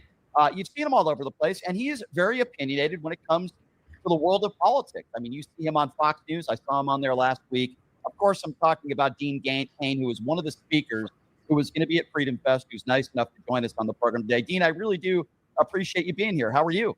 I'm great, Ryan. How you doing, brother? Doing good. I appreciate you being here. So tell me, let's start off by talking about Freedom Fest, right? That's one of the main reasons why I wanted to have you on. Tell me about this festival, because a lot of people want to know, what is it about? Tell me about the speakers. Why should I go? Tell me about this festival. Well, when it comes up to the name itself, Freedom Fest, I'm interested. And that's the whole point. I've never been to it. This is the first time for me. And living here in Las Vegas, it's great for me to be able to just pop over there and spend a couple days over there. I'll be there today all day, and then or a lot of the day today, and then sometime on Friday as well. There's a ton of different speakers. There's people, Steve Forbes, Rob Schneider, myself, Kennedy, Rand Paul will be there, all sorts of folks that will be there. But the idea behind it, especially in this day and age where there's so much information out there and so much bad information, it's the idea to get out there and discuss the founding of our country. I'll be reading the Declaration in about 3 hours, the Declaration of Independence, an abridged version without all the grumbles, the specific grievances that we listed in there. But the idea behind it, and it's a time to celebrate, understand America, understand why it's the greatest nation in the history of the world. Because kids these days and people online are getting fed this line of baloney that is not true. I think they haven't traveled. They haven't been outside the United States. They've never done business outside of the United States. So they don't understand how incredibly wonderful it is to be here in these United States. Well, I certainly agree with that. As much as we could make improvements, and I do a political talk show. Of course, I agree with you that I'm proud to be an American, and we have so many freedoms here in this country that many other countries in the world do not have. So obviously, I agree with you there. I wanted to ask you this: at what point did you say you're going to get involved in politics? Because there's a lot of actors and comedians and people in your industry that don't want to do it because they feel like they're going to lose fans. I know a lot of people in your industry that are afraid to speak out on either side of the aisle. So I'm wondering, at what point did you say, you know what, I don't care. I'm going to speak my mind no matter what? That's a great question. And the reality is I would encourage most actors not to speak about politics if they don't want to upset fans and get into this arena. This arena it's a slugfest, man. It is unforgiving. It is rough. Cancel culture, all that sort of stuff. It really does exist, and they want to cancel you if they don't like what you have to say. I encourage people. Well, what happened to me is I had a son. My son was born when I was 33 years old. And then I started to think about, what is he being taught? What are we getting into? I had to fight for custody of my son, and it was horrible in California. I wanted joint custody. I ended up with full custody when he was 9, but it was a kind of thing that was a real brawl. And I saw how the system was stacked against me. There's a saying, and it's not my saying, but I always say it. You may not be interested in politics, but I promise you, politics is interested in you. So when it affects your life directly and you see how it affects everything else, it starts to make sense to speak up. And I decided to fire publicists, get rid of that whole game, and just speak my honest truth and my experiences and what I've seen, what I've understood. I'm a history major from Princeton University. Yes, I'm an actor. I'm also a deputy sheriff. I'm also a reserve police officer. I'm also an honorary ICE agent. Still want to get my full thing. I care about that stuff. And so I think people need to go ahead and speak about it. I was on the board of directors for the NRA for 10 years. I can't tell you how many actors and people in our industry came up to me and said, hey, Dean, I really believe in the Second Amendment, and I'd love to be able to get my concealed carry permit. How do I do that? But don't tell anybody. Please don't tell anyone. So it was that kind of stuff, that kind of life experience where I said, somebody's got to talk about it, and it affects your life. And being a father and being interested in the future of my child, who's now 26, it was very important. I know. Yeah. Right. That makes sense. Now, you're never afraid to speak your mind and tell your opinions, and we might have some disagreements, but I wanted to ask you, I appreciate you willing to have this conversation. Because quite frankly, Dean, there's too many people on the left and the right that are not willing to do that. So I respect you for being willing to do that. I remember you came out and you talked about ICE, and you said you're an honorary ICE agent and all that. And clearly we have a problem when it comes to our border. With that being said, did you also, of course, but did you also take issue with what happened in Minneapolis, with what happened to Renee Good, what happened to Alex Preddy? Yeah. Alex Preddy. Do I take issue? Yeah. Don't come to a protest armed. Don't impede a federal law enforcement officer when they're doing their duty. Don't put your hands on a federal law enforcement officer or the police. Don't do any of those stupid things. Those are absolutely stupid things to do. You can protest peacefully. That is enshrined in our Constitution, but do not put your hands on law enforcement officers. Do not impede their investigations or their actions, because that's illegal. And I didn't set the rules. Congress writes the laws. Congress wrote the laws about immigration. ICE is there to enforce them, period. So, but Alex Preddy was shot, as you know, when he was unarmed, and he never brandished. When he was unarmed, he brought a gun to a protest. He was very violent, and he was out of control. He was kicking the front of a car. He was impeding law enforcement. And I don't know the specifics on what happened there, but somebody called out gun, gun, gun. And whether there was a gunshot fired by somebody or maybe the officer removing the weapon, pulled the trigger. That's the kind of situation you don't ever want to put yourself in. He made a mistake. He'd gone overboard. He'd made a mistake being very, very, violent, to be honest, and got himself killed. It was awful. It's tragic, but it should never have happened. Yeah, I agree. It should have never have happened. The kicking of the car incident is irrelevant with respect, because that was 10 days earlier. As far as the violent part, what did he do? That's true. It was 10 days earlier, but he was. What did Alex Preddy do that day that was violent? He put his hands on a federal law enforcement officer. from what I saw from the video, they approached him. He was trying to help a woman up. I mean, we could agree to disagree on He that. pushed a law enforcement officer. That's why there's been no charges. I mean, you can agree to disagree all you want, but he shouldn't have done that. And he had a gun in his back, the lower of his, small of his back, which he shouldn't have brought a gun to that. His own parents were telling him, "Hey, chill out. You're going a little overboard," and then he got himself killed. It's unfortunate. Well, I understand he brought a gun. As you know, what he did there was legal. He wasn't breaking the law. Would I do that? Would I go to that and behave that way? Probably not. But I guess the question, Dean, that I would ask you is, does that mean he deserved deadly force and shot? Nobody said he deserved it. I've never said he deserved it. I said it's unfortunate. It's a terrible situation to be in, but don't put yourself in that situation. That's what I'm saying. I feel terrible for the law enforcement officer that had to do it, that felt he had to do it.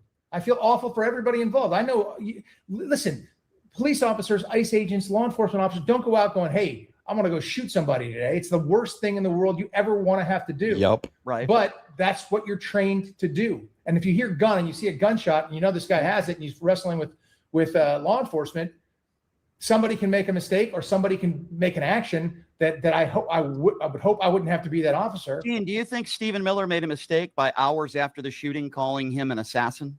Do you think that? I don't recall that, but I'm not going to parse Stephen Miller's words on it. I don't know. He called him an assassin, and Christy Noem, who's no longer there. If she was doing a good job, she would still be there. I think we could agree on that.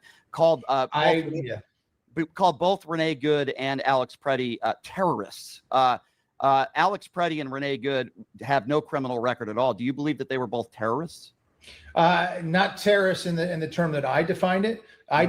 But in terms of being an agitator and getting more involved than they should. Listen, Renee Good made a number of mistakes. The most of which is driving directly at a law enforcement officer who's telling her to stop. Most of Brian's arguments come down to rhetoric. Just, hyperbole. People say, like, no one was trying to convict him. He's dead.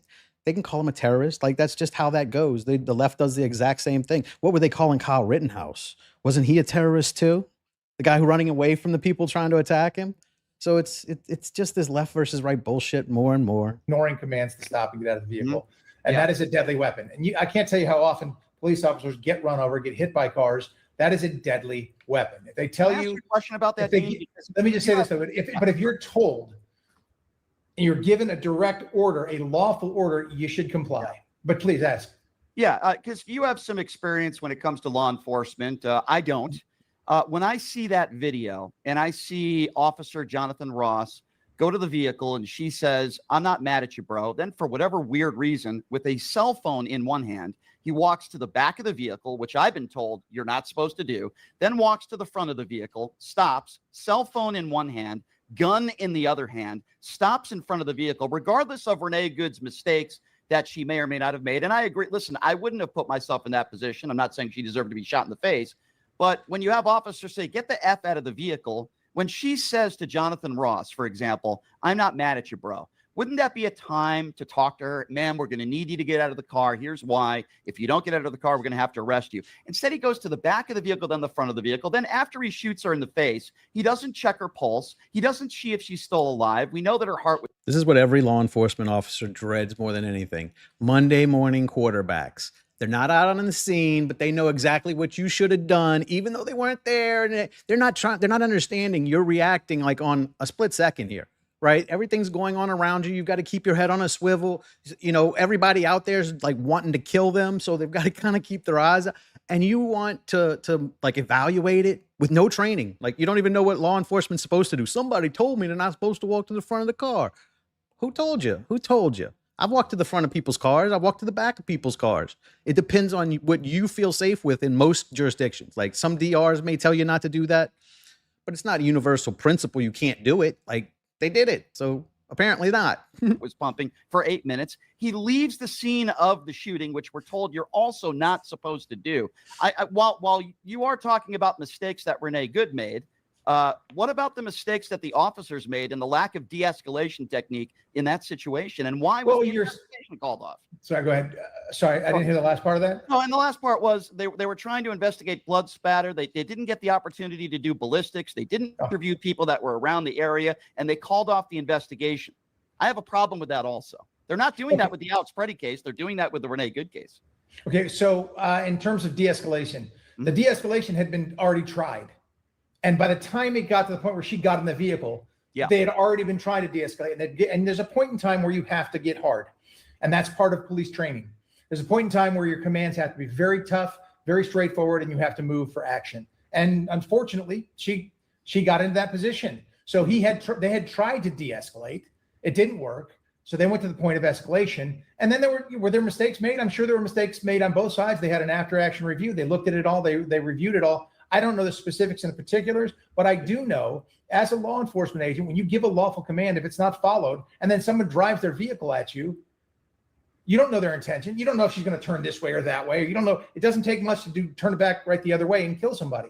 So it's an awful thing. I listen, I don't want anybody to die. I want people to be able to protest legally, lawfully, peacefully, and I totally support that 100%. I don't want to see law enforcement officers so scared to draw their weapons in a life-threatening situation, however, that they don't do that and they get killed. And that's happened, I can't tell you how many times. It's part of our training. So I've said time and time again, Dean, I don't want people following ICE officers. You're not going to, even though it might not be against the law, I think it's stupid. I don't think you should do it. I don't want it becomes against the law at a certain point.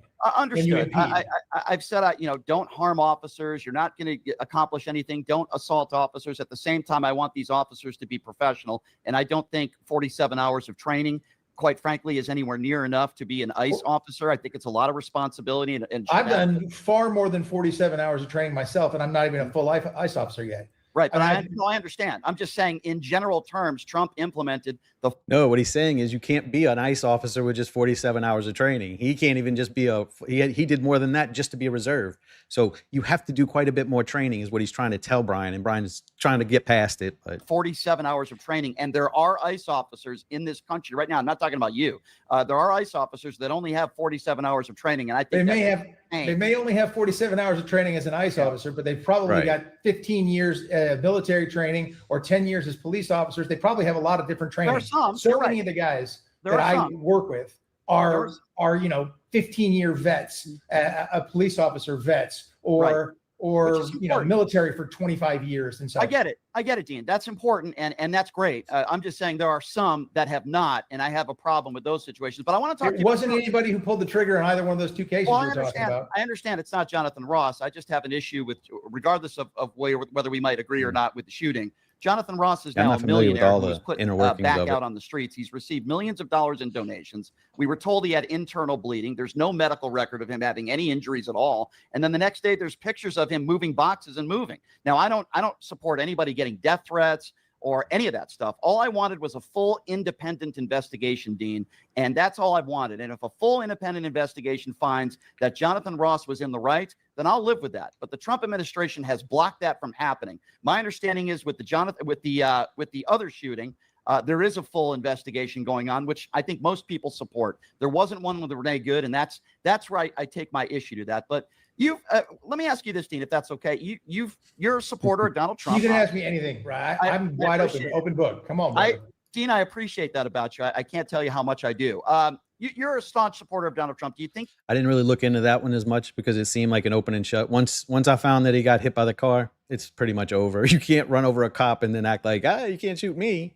Nah, that's all I needed to hear. That whenever I saw that he got hit by the car and he had to go to the hospital for it, if that's true, then that's enough. Like, that's all you need. He's done a good job in the last year and a half, 2 years or so. Would you say? I think he's done an amazing job. Under what economic metric has he improved this country in the last 2 years? From the point he took over to now. What's that? Sorry. From the point he took over when Biden left to now, can you name me one metric when it comes to our economy where we're better off today than we were a year and a half ago? The border is secure. Okay, you want to get into economic metrics of that? Look at home prices. Look at rent prices. Look at all those things that are just coming out now. They went up 30% under Biden. There was a reason for that, and that's because of all the illegal immigrants coming in. Now, listen, here's something I want to state really clearly. Sure. Legal immigration, the United States of America is the number one destination by far. We accept more than the next three countries combined number of legal immigrants every single year. Legal. It's a million or a million plus. Okay. Do I think we need to reform our immigration system? Yes, that's Congress's job. Yeah, I got you. They need to get off their I got you. asses. I've been saying this for 20 years and get it done. They absolutely need to do that.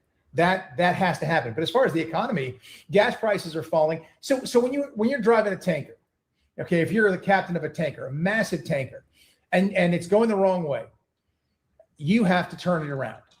It doesn't happen in a day, doesn't happen in a week. It happens over a long period of time. It's a slow process. What Donald Trump and Scott Bessent, I think, is genius. What they're doing, I think, are going to pay incredible dividends to this country. The tariffs, I think, have been very effective. I think the economy is about to go bananas. But it hasn't, though, Dean. The GDP growth. It's again the tanker, Brian. But he said he would lower prices on day one. Inflation is up to 4.2%. It was 3% when Joe Biden left office. Unemployment numbers are higher now than what was it at the height of Joe Biden? I guess I agree. Well, I'm talking about when Biden left office. Okay, obviously 9%. Yes, that's because we were. We can play the little. I'm telling you, in time, if these policies that he's putting in place are implemented, you will see, and I believe it wholeheartedly, a golden age of America economically. But Republicans have had the House and Senate for 2 years, and everything has gotten worse. The stock market But growth. just having the House and Senate doesn't allow you to pass bills. There's the threshold of 60. But didn't he say he would be a peace president? He said he wouldn't start any new wars. Was that a lie? I think he is a peace president. I can't get this out of my head. Where did you hear that Charlie Kirk did do that to himself? Like, I don't remember even talking about that today. And like, I don't know where that's coming from. I think you're thinking of Epstein. Epstein also didn't, I think by taking on Iran. He just started a war. He said he wasn't going to It's do not that. a war. It's not a war, but we are fighting it very hard. Well, they're not calling it a war. War hasn't been declared. What do you mean? Pete Hegseth said it's a war. Donald Trump said it's a war. What do you mean they've declared it's not a war? What was Afghanistan? What was Iraq? That was a war. When was the last time we declared war? That was a war. The last time we declared war was World War II. Now, well, you want to call it a war or not, whatever the case, he is stopping the world's number one state sponsor of terrorism. Friends of mine disagree highly with Dean here, Superman. I think that the terrorism comes from countries in the Middle East doing shit to each other. I don't think I'm going to call one side the terrorists and then call the other side murdering babies. They're just the military. I don't really see things that way. Personal friends of mine have had limbs blown off or killed by Iranian proxies. Iran is a problem. I have a ton of friends who are Iranian diaspora, who live here in the United States, who had to leave in 1979, 80. I'm not going to because they were going to get. But let me finish my point, which is he is a peace president. He doesn't want this. He doesn't want to have a war. He's been trying to make peace this entire time. But Iran having a nuclear weapon, and I spent a lot of time in the Middle East. Right. Because you can't have any country in the Middle East with a nuclear weapon, right, Dean? Or can the country that we're invading them with, can they have them and just lie about it? Is that okay? Why is it okay for one side that's committing all the genocides? Why is it good for them to have a nuclear weapon, but not the other side? I don't give a fuck. I don't want neither one of them to have it. A lot of time, Why Israel, do you want one? Jordan, the surrounding areas. Iran having a nuclear warhead, I think they would use it. I think they would use it on Israel. I think they're funding the Houthis. They're funding Hezbollah. They're funding all of the terror in Gaza, and it's awful. So I think he is the peace president. It'll take a minute to deal with these bad actors. Peace through war. Interesting. And Iran is the number one bad actor in the world. So I fully support what he's doing. Tulsi Gabbard, does his campaign rhetoric match 100% what he said? No candidate ever does. He didn't want new wars. I wouldn't want new wars if I ran, but if I had the opportunity to take out a regime that would literally take a nuclear weapon and drop it on Israel, I would do it in a heartbeat. That's an interesting way to word lying on your campaign promises. That's a very interesting and generous way to word that, but I call that lying like a motherfucker on your campaign promises. I think it was rhetoric when Tulsi Gabbard, under oath 10 months ago, said that our own CIA said that they had no reason to believe that Iran was furthering their nuclear capabilities. And do you think it was rhetoric when Pete Hegseth and Donald Trump said we obliterated them 8 months ago? Was that also rhetoric? No, those were true. We obliterated a lot. You're talking about the when you said obliterated, what are you referring to? What was they referred to we obliterated their nuclear capabilities. A month earlier, Tulsi Gabbard said they were not. I hate to agree with Brian, but he'll fuck it up quick enough. Don't expect me to stay on this bandwagon. Furthering their nuclear capabilities. Oh, they based were on- definitely furthering their nuclear Was capabilities. Tulsi Gabbard lying? Was she lying when Definitely, because Israel says so. she said that? I can't defend what Tulsi Gabbard said. You'd have to ask her, but they were definitely. I mean, they were 60% enrichment is for one reason and one reason only. Hey, what percent is Israel at? Dean, since we're going to worry about the percentage, what percent is Israel at? And hey, where did they get the material to make those nuclear weapons? And where did they get the plans? Where did they steal those from? Wasn't that us? Wasn't that us? But that's fine. We just let them keep it. No harm, no foul. You can keep them. And we'll go and invade another country that's trying to do the same thing and not stealing it from us. Huh. The Marco Rubio. And Pete Hegseth happens to be a very good friend of mine. And I have spoken with Secretary Hegseth about things of this nature, but not gotten into sensitive stuff. And I certainly won't give away anything that was said that might even be questionable. But they are there they did obliterate their nuclear ambitions for now. But Iran still wants to get a nuclear weapon, and they want to drop it on Israel. Cool assertion. Assertions. How do you back any of that up? Just saying it don't make it so, Dean. You're not Superman for real. They absolutely 100% do, or have it smuggled in and somehow suitcase it. They would love to get rid of Israel. Do we start another war? Because I think you let it slip out there. They would love to get rid of Israel, right? And I don't care if they do. I kind of hope they do at this point. Because they might want something, because we've been hearing they've been wanting something for 30 years. Is that what we're doing in Iran is correct? 100%. That's I have no qualms about what we're doing. Now, can Brian win his first ever debate here? He's got it in the bag if he can just control the TDS. Let's see if he can do it. In Iran, whatsoever. Stopping them from getting a nuclear weapon, getting rid of that Islamic regime would be wonderful. I would be jumping up and down for it. My buddy and I can't wait for the day my buddy and I can go have a cup of tea in Tehran where he was. I'm gonna address this. He's worse than a normie. He worked in Hollywood. Anyone who worked in Hollywood who denies what Zionism is just a fucking liar, right? You can't work around that and not notice, hey, 0.02% of the population is everywhere and everywhere I go when I work. Like they know. They're not that stupid just because they're, dumb actors. Born and he can't go back to. So what have they accomplished in 4 months? They have decapitated the leadership there in Iran. Have new leadership. Let me finish though, Brian. Let me finish. They decapitated their leadership. Yeah. Khomeini is gone. They have obliterated their ability right for now to have a nuclear weapon. They have right. It was 2 weeks away when we bombed them 8 months ago, and that didn't get it done. So we got to go to war with them because somehow they're still 2 weeks away. And then when we drop bombs, all the time in Iran stops. So that 2 weeks, that's how we stop it. We just got to keep dropping bombs on them. So that 2 weeks stops, right? No, time still goes on after you drop bombs on a country. So why don't they have nukes then? Almost like it's a fucking lie. And a stupid bimbo actor can't fucking see it. Huh. Blown up their missile and radar sites like crazy. They have sunk their entire navy. They have stopped their ability to project power in that region. Those are all huge. They've degraded. They're all gigantic for Israel. Yeah. Degraded the Houthis because of it. They've degraded Hezbollah because of it, and they've degraded the militants in Gaza. And I think it's wonderful. It's wonderful they've done that. Hamas is a problem. I don't think if it was up to me. I agree. Those little infant Hamas kids, yeah, they needed to go, Dean. You're right. I agree with you. I would get rid of every Hamas operative. Completely. Listen, Dean, you're not going to get an argument from me there. I completely agree. Hamas, kill every one of those bastards. Hamas, they're a terrorist group. Listen, I agree. And Dean, I'm not going to defend Iran and their regime. I don't feel bad for the Ayatollah. Dean, I agree with you. That's not my argument. Here's my argument. Sure. They have a new leadership now that is younger and one could argue more radical and more capable. You also bombed 175 school children with Tomahawk missiles. The Trump administration has Where were those school children?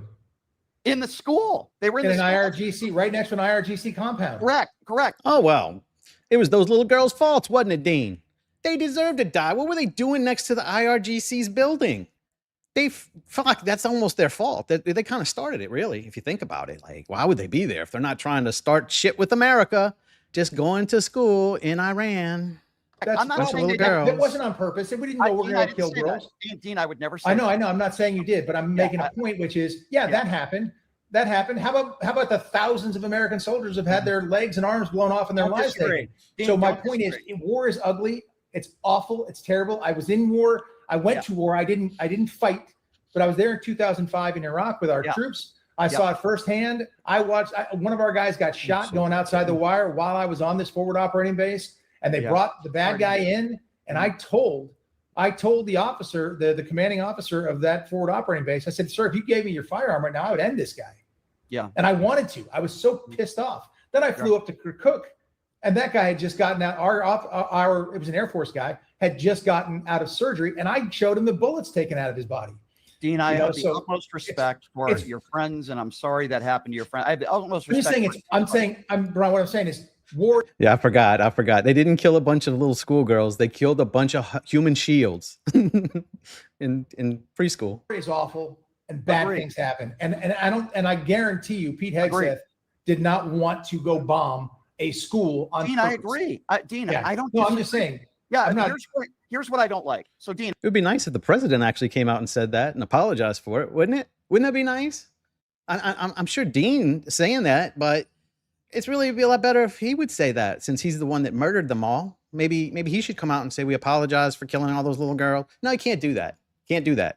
I'm sure they're going to paint it as they're some kind, like human shields or whatever, but I don't really think Dean's assertion that the president is sad about it, I don't really think that means jack shit to the fucking parents in Iran. I don't think they give a fuck. I'm sure they're going to band together and go, start a civil war for Trump now that their kids are dead. They got nothing else to do, huh? And I agree with everything you just said. Okay, here's what I don't like. Donald Trump first accused Iran of doing it. They have still not taken responsibility. For example, if Pete Hegseth and Donald Trump said, you know what, this was completely unintentional.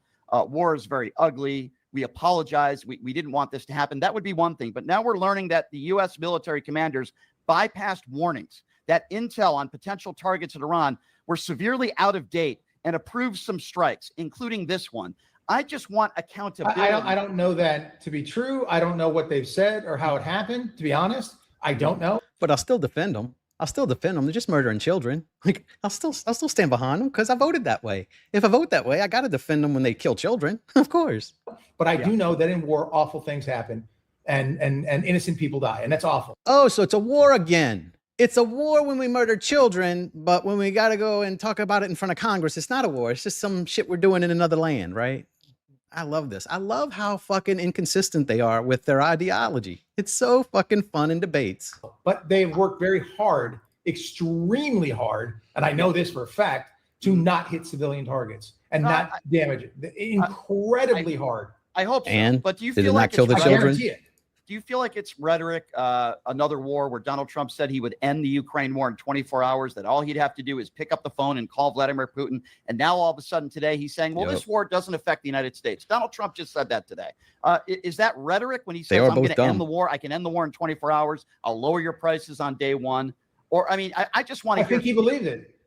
I think he absolutely believed it. And there's something wrong with him. You really think that just picking up the phone and calling an evil, murderous dictator and you could end a war? If anybody thinks that they can end a war in 24 hours by picking up the phone, then they're insane. With respect to no, crazier things have happened, and I believe if he said that, must be true then. And I do recall him saying the ending of the war right away. I think he truly believed it and thought it could be. He thought it could happen. And there's a lot of things that we don't know as the general public. I wish I could live in Dean's head so that I could believe all this nonsense too. Because that's the only way you're going to be able to believe it and still have any cognitive abilities. Conversations that he has with Vladimir Putin, the conversations he has with Vladimir Zelensky. There's a lot of things that go on. And so, yes, I do believe he believed it. And then it didn't work out. Part of Trump's strategy and the art of the deal, is to make a grandiose statement and then bring it back to what he really wanted from the get-go. I don't know if that's the case there. But that kind of stuff happens all the time. All we know, Dean, is that Russia hasn't given up any. We got another retard interpreter here. Him and Sarah, they're both retard interpreters. Sanctions at all. The war is still going on almost 2 years into his presidency when he thought he could end the war in one day. But let me ask you year and a half into the presidency. Correct. A year and a half to 2 years. Let's not make anybody older. I know. Brian. You and I are getting older, Dean. That is true. We're getting old. Listen, I think there's the policy part of Donald Trump, and we've gotten a little bit into that. And then there's the personal part of Donald Trump. And I wanted to ask you a little bit about that. You're someone who has served. You're someone, you have law enforcement experience, which I can respect and appreciate. What do you make of the fact that he called all the people on January 6th? Listen, I agree that some of those people were overpowered. I'm physically getting angry at Brian because I'm trying to let him win this fucking debate, and he's determined to fucking throw it in the shitter. He just can't let the TDS go. Prosecuted. I get that. But the violent people who beat cops on January 6th, he pardoned all those people, and he called everybody hostages and patriots. Dean, you would agree with me. If you beat a cop, you're not a hostage and you're not a patriot. Why would he pardon those people, and why would he say that? But you can't shoot him on the parade route, I guess. I can't speak for the president for what he said on that. But if you beat a cop, of course, I think that's egregious and horrible. I think you put your hands on a police officer, you're asking for huge trouble. I've already said that during this conversation, and I think that's 100% the case. I think he made a political choice, and the choice was to pardon everybody. Do you agree or disagree with that? I think I'd have to get into every specific case. I think there was a tremendous amount of lawfare that took place against people who didn't do jack. I mean, I had friends who were there. Yeah. And they were like, this was insane. And now we're finding out that there were a whole bunch of FBI informants and FBI officers and people there, plainclothes, lots of people there. That information didn't come out right away. I don't like that, obviously. We saw people lie under oath in Congress talking about that. Chris Wray himself. Yeah. And so that kind of stuff is disgusting to me. But that happens at those high levels, and I wish it didn't. But it did, and I hope it gets exposed. But I don't, I think some of that, sure, might have been rhetoric. But if you put your hands on an officer, it's a problem. Absolutely. Dean, do you agree with me that there's no evidence of widespread voter fraud that could have changed the outcome of the 2020 election, because Donald Trump is still the same president who will not concede that he lost the 2020 election? Does that widespread is the word? That's the word that always jumps in. I think there's tremendous. You see, if I could coach Brian into winning debates, I really could, if he would just stop defending the left. Yes, Trump is a scumbag. I'm not like, okay, but the argument here doesn't matter because every president has been a scumbag pretty much. They're fucking interns in the office, pardoning their children, they're all despicable monsters. So to sit here and waste the second half of this debate trying to litigate this whenever everybody knows this fact that all presidents suck ass. So what the fuck? He's just got to throw it away every time. This voter fraud that goes on in this country. And I think that's why we have to pass the Save America Act. I do think ID should be necessary to vote, because every single time someone who isn't a citizen here who is double registered or whatever the case happens to be, when they vote, they take your vote away, Brian. They take my vote away. And I hate. You know how many undocumented immigrants have voted in the last 20 years? I have no idea. About 27 people. It's not an issue. You don't. That as if he would know that. All right, did we go get all those 27 then? How do you know that, Brian? Maybe people who've been prosecuted for it, right. But that is not how many undocumented immigrants people have been caught. Yeah. So if we don't know, there's a higher number, and I think look at California. I don't buy for a second. I don't care what anybody says. I don't care what you say. I don't care what Gavin Newsom says. I lived in California forever until 3 years ago. Yeah. What happened in this last election was disgusting. First of all, you shouldn't get a mail-in ballot unless you ask for it. I remember when that was the case. It shouldn't happen. You should have to show ID to vote. And I think we'll see the effects of that. I'm just saying, but I'm saying that is I personally have very little trust in our election integrity. Very little. And I think making election day one day, having ID, making a national holiday, I'm all for that. Make it easy for people to vote, but you need to have ID. And if you're not wealthy enough to get it, the government should provide it for free, whether it's state or federal. So here's the thing, Dean. I agree with what you're saying right now. Again, that's not my issue. Here's my issue, and you can tell me what you think of this. To this day, it's been 6 years.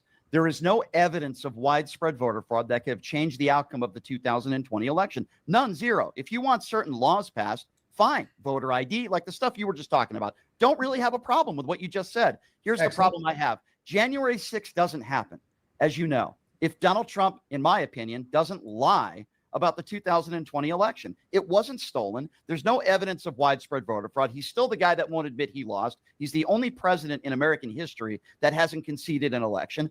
That's my issue. Wait. That's my issue. Joe Biden calling him an illegitimate president. Yeah, I think he's illegitimate. You know why I think he's illegitimate? Because he said John McCain, I don't respect him because he was captured. I like John. How would that make you illegitimate? How would your opinion on a different politician, how would that make your candidacy illegitimate, Brian? Like, that's where he loses these, right here. McCain, and I didn't like that statement. However, he's a legitimate president. Well, I don't think, listen, it depends what you mean by illegitimate. I think Donald Trump is a really bad guy, Dean, and I know we disagree on this. Okay, well, you're wrong. Attacking Gold Star families. Okay, wait. Hey, Brian, they're fighting to lose this debate. Dean just said yes. No, Trump is a good guy. He's not a bad person. Come on, man, he's a shithead. Like, yeah, I knew he was a shithead when I voted for him. Like, but everyone that's running pretty much was a shithead. So let's not go out on a limb here. He's no saint. Like, fuck. Dodging the military, liable sexual abuser, 30 women that have accused him of rape or sexual assault, bragging about going into teenage girls' locker rooms without their permission on the Howard Stern show, the thousands of discrimination lawsuits that he's had to pay out in New York City alone. The list goes on, and he has nicknames for people that he disagrees with. Yes, that's part of who Donald Trump is. So do I I. don't like that, but he's one of the most giving, friendly, fantastic people you could ever meet. And he is warm and he is kind. He's a great father, and I think he's an unbelievable president. Those accusations, when you're no one said he wasn't a bad father. Oh, that means he didn't murder those girls then. I guess those girls are still alive because he's a good pops. Like, he takes care of his children and helps them embezzle money out of Israel. That's awesome. That's really good that the family that embezzles together stays together. I've heard that. Let's not pretend he's a good guy. All right. He's a bad guy. He was just the bad guy we were wanting to do what we wanted. And then when he didn't do what we wanted, now fuck that guy. That's the reality of everybody that's mad at him. We thought he was the bad guy who was going to do what we wanted. And we found out different. You're a billionaire, when you're creating all these jobs, you're doing this work, you're going to get lawsuits. It just happens. That's part of it. Discrimination. Do I think he's a racist? Let's get down to the not a chance. Not a chance whatsoever. Zero. Are all these women lying? Why is he in the Epstein files 40,000 times? Why did because Epstein was a member of Mar-a-Lago. So being in the Epstein files doesn't mean jack shit.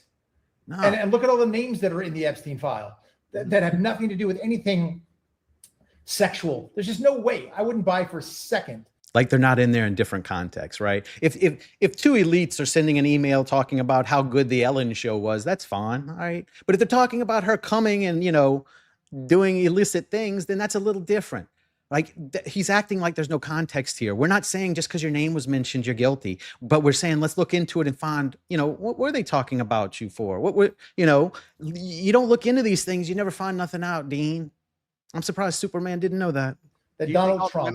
Do you think all the women are lying? Do you think E. Jean Carroll's lying? No, I think E. Jean Carroll is lying through her absolute 1,000%.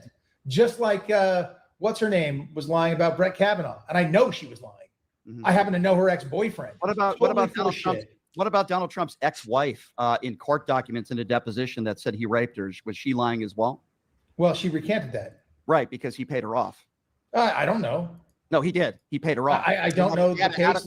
I didn't think of that. I have to ask her. I do. They had an out-of-court settlement, and then she recanted what she said. There are also 25 women that have accused him of rape or sexual assault. He paid off Stormy Daniels $130,000. Brian, you're going to bark down the wrong tree here because I don't buy any of that shit. None of it. So you don't believe any of these women?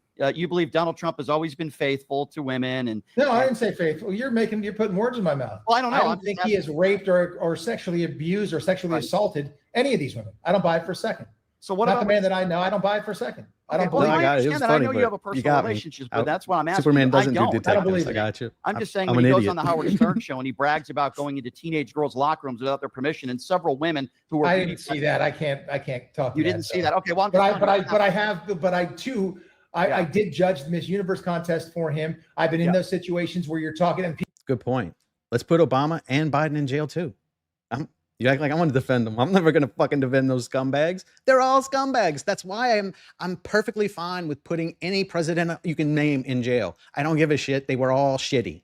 right? And now what I'm trying to hope happens is that we get Massey in there some way to where I finally have one that I would stand up for, because I think he's a good guy and I think he's trying to fight an unwinnable battle and I want to help. People are changing and doing things all the time, everywhere. If you do anything on stage, that happens all the time. I don't think he was there in any lascivious way whatsoever. I think he was probably just the same thing he was doing with Billy Bush, you know, when he talked about grab him by the pussy. He didn't say he does. He said they'll let you do anything. And the God's honest truth, that's not a lie. There are the things that they'll do for, I've seen it with professional athletes. I've seen it with actors. They'll let you do anything. I don't do it. But I tell you this right now, if I ran for office tomorrow, there'll be sexual assault allegations against me. People I've never even known or seen. Guaranteed. I understand that, you know, there's going to be people that are going to put out. I mean, Barack Obama was the president for 8 years, though. For last Poison that well quick, Dean. He probably running for something soon. I checked, he didn't have any allegations of sexual improprieties. Or listen, I understand. Doesn't matter. So what? Well, I'm just saying it doesn't happen with. You're making the case that it happens for everybody, and that's just no. Not I didn't say it happens for everybody. I said if I ran, that would happen. For Donald Trump, who likes women, bet it will. I love women. I'll tell you right now. I do too. And so there, someone's going to say, "Oh, I guarantee you." And let's go back to this. If I do decide to run, what they call me, what they say I've done, which because not a chance. Not a chance. This debate disqualifies you from my vote, like right there. Chance in hell. Why do but that's it. I watched it happen to Pete Hegseth, who I worked with at 4 o'clock in the morning till 10 o'clock in the morning for a huge amount of time, saying he was a drunk and this and blah, blah, blah. Insane. Not a chance. You think his mom is insane when he called him a woman abuser? I don't know when that happened. I don't know what that was. She called What does she mean by that? She called What him was a she woman talking the way he treats women. She emailed him. The email became public and it was confirmed. She called him a woman abuser. And did she recant it? Cheated on his first wife with his second wife. Cheated on his Did second he wife. recant it? Did she recant it? Yeah, when he tried to get this position, of course. When he got this position. But yes, Correct. Sure. I think that some things are said within families that are not 100% on the level. Sure. Yeah. Do I think he is a woman abuser? No. I should title this TDS versus TAS, Trump Adoration Syndrome, because they both have a condition. Both of them. Not a chance. No. You're close friends with Pete Hegseth, right? Yes. Is that fair? Okay, can I ask you a question? And listen, I don't expect you to speak for him, Dean, but I would. Why does he have a tattoo on himself that says 100% white? I have never seen that tattoo. I have no idea. Well, I always wondered why, right? I never really. I've never seen. Where's that tattoo? You can see it on social media, and it hasn't been denied. He's never. I see the We the People. I've seen the Jerusalem Cross. Yeah, I've seen those tons of times. I always wanted to ask him that question. Listen, I can disagree with somebody, but I always respect their service. Example, Dean, J.D. Vance, Ron DeSantis. I don't agree with their politics, but I'll never crap on their service. Right? Well, that's fine. I understand that, and you're a Republican, and I understand that. But I'm actually independent, but I didn't even very know that. much lean Republican. I'm still curious. What would be the problem if he did have a tattoo that says 100% white? As long as it's true. I mean, we'd have to do a 23andMe to see if he's lying or not. But who gives a shit if he did? Can a black guy have one that says 100% black? I'm sure. I have no issue with either one. Like, is that some kind of an offense? Who gives a fuck? He just brings up these non sequiturs that don't mean anything. Like, just to kind of try and like demonize you for something that no one can even understand what you're talking about. I didn't know that. No Well, I'm an independent as well, but these I days have voted for Democrats. I voted for Bill Clinton. I got to meet him in the Oval Office afterward too. That was great. Cool. You'll be surprised, Dean. You'll be surprised, Dean. I didn't vote for Hillary and I didn't vote for Barack Obama. I respect the hell out of John McCain, and I respect Mitt Romney as well. I stumped for John McCain. I mean, I fully believe it, and I liked Senator McCain. I don't agree with some of the votes that he came out with afterward. I think it was personal, especially not killing the ACA, but that's another story. Dean, I thought one of the best, and I know you got to run, and I probably kept you over your time, and I do appreciate it. No, man, I appreciate the conversation. I'll be dead honest. I do too. You're welcome I back. wish that people would have these more often. Agree. Well, Dean, I do Tim Pool's show all the time. Yeah, I'm going to see Tim this week. Yeah, Friday. Tim's a good dude. He's a friend of mine. I do OAN all the time. I've done Fox News, so I agree. I've seen you. I've seen your work. I like it. Yeah, I mean, listen, I'm a little aggressive, Dean. I'll be honest with you. But about me, I'm a football player. I know that. I know that about you. I understand aggression. You know, I was just quickly going to make a quick point, Dean, if that's Yes, okay. sir. About people who serve, right? Mm-hmm. I think, what John McCain did in general, when he took that microphone from that woman and when she called him Barack Hussein Obama, and he goes, "No, ma'am, Barack Obama's a decent man. We just disagree on policy." I thought it was one of the best moments in political history, at least in my lifetime. This is my biggest problem. One of my biggest problems with Trump, besides some of his policies, is that he's not capable of doing something like that. Like, I feel like he has such thin skin and he's so insecure that he always has to go on the attack and attack people that disagree with him. And I think that's very dangerous, because then it's difficult to work with Democrats on anything. And then we just had this housing bill where Republicans and Democrats finally were able to work together. Assertion illusion. Like, what is he fucking talking about? Who cares? That's all your stupid fucking opinions. I think this. I don't like that. What a fucking Karen. Who gives a fuck what you want or what you think? That's not evidence in a debate. Other people like it and say, hey, I like it. And he talks a bunch of shit. And, you know, it is funny sometimes. But, like, who gives a fuck? That's an opinion. Opinions are not evidence. On a good bill. And what does Donald Trump do? Nope. Want you to do it. Need the SAVE Act. Won't do it. And I just feel like that sort of persona with him, where he just attacks everybody that disagrees with him. I just think it's very difficult to pass good bills when you deal in that fashion. That's one of my biggest issues with Trump. That's that you might call that a character issue that you'd have with him, which is fine. Would I do things that way? I don't know. I doubt it. I'm not that kind of person. Everybody does things differently. Marco Rubio has a different tact about him. JD Vance has a different tact about him. Pete Hegseth has a different tact about him. Everybody does things differently. When Donald Trump said that about John McCain, I thought, okay, he's done. That's what I thought he was done. I did too. And he wasn't. Donald Trump is an enigma. There's one person like him, and there's one person who is who he is. And here's the thing: he is authentic. He is 100% authentic. Even when he lies to you, he's being authentic in that lie. Loves at the time this country, and he truly believes what he is doing is best for this country. I believe that with all of my heart, 100%. But some of the things you're talking about, like that housing bill and things like that, there's politics. There's a lot of politics involved that I don't pretend to know everything about what's going on in the Senate or in the House or in these committees. He's a dickhead. But there's a lot of politics. Can I ask you something, though? Is it good for the country? Because Donald Trump just released some of his tax records and all that. $1.4 billion he's made in the last year on this crypto scheme. He's made more money as president in 1 year than he's made in his entire life. And he's made more money as president than every president combined. You have Don Jr., who has a $500 million government contract deal. And then we still hear about Hunter Biden's paintings. Doesn't that bother you? $1.4 billion that he's made in the last year? No, doesn't bother me at all.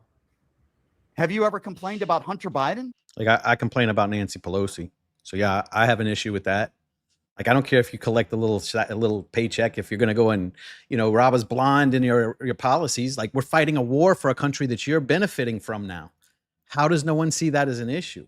Like, I'm glad Brian's finally getting back to the shit that's he's got a chance of winning on. Oh, yes, that should be an issue for everybody. Your president is making money with people that we're fighting a war for. And there's no other way of saying that. We're fighting a war for that country. And he's got deals with his real estate. Like, come on, man. Y'all got to have a problem with that. I have a problem with Nancy Pelosi too, but that's also a problem. And Burisma? I know you have. I think that you're talking about different things, though.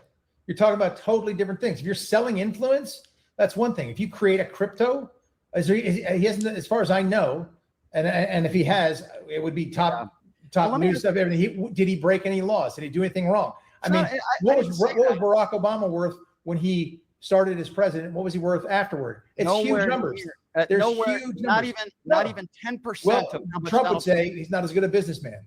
Well, I would say he's a benefit. I don't think that Trump is in any way, shape, or form fleecing the U.S. government in any way, shape, or form. I don't buy that for a second. And as long as he keeps believing that they were getting nukes and it was an emergency, we had to go start these wars. As long as he keeps believing that lie, then he can continue believing this lie too. Don Jr. I know well. I like Don Jr. a lot. Yeah. I think he is a very smart businessman and a smart guy. I think he's doing business. I don't think he is going to go become the head of an energy company in Ukraine. I think Hunter Biden's an absolute scumbag. Why is he a scumbag? Agreed. Why is Hunter Biden a scumbag? See, gotta defend him.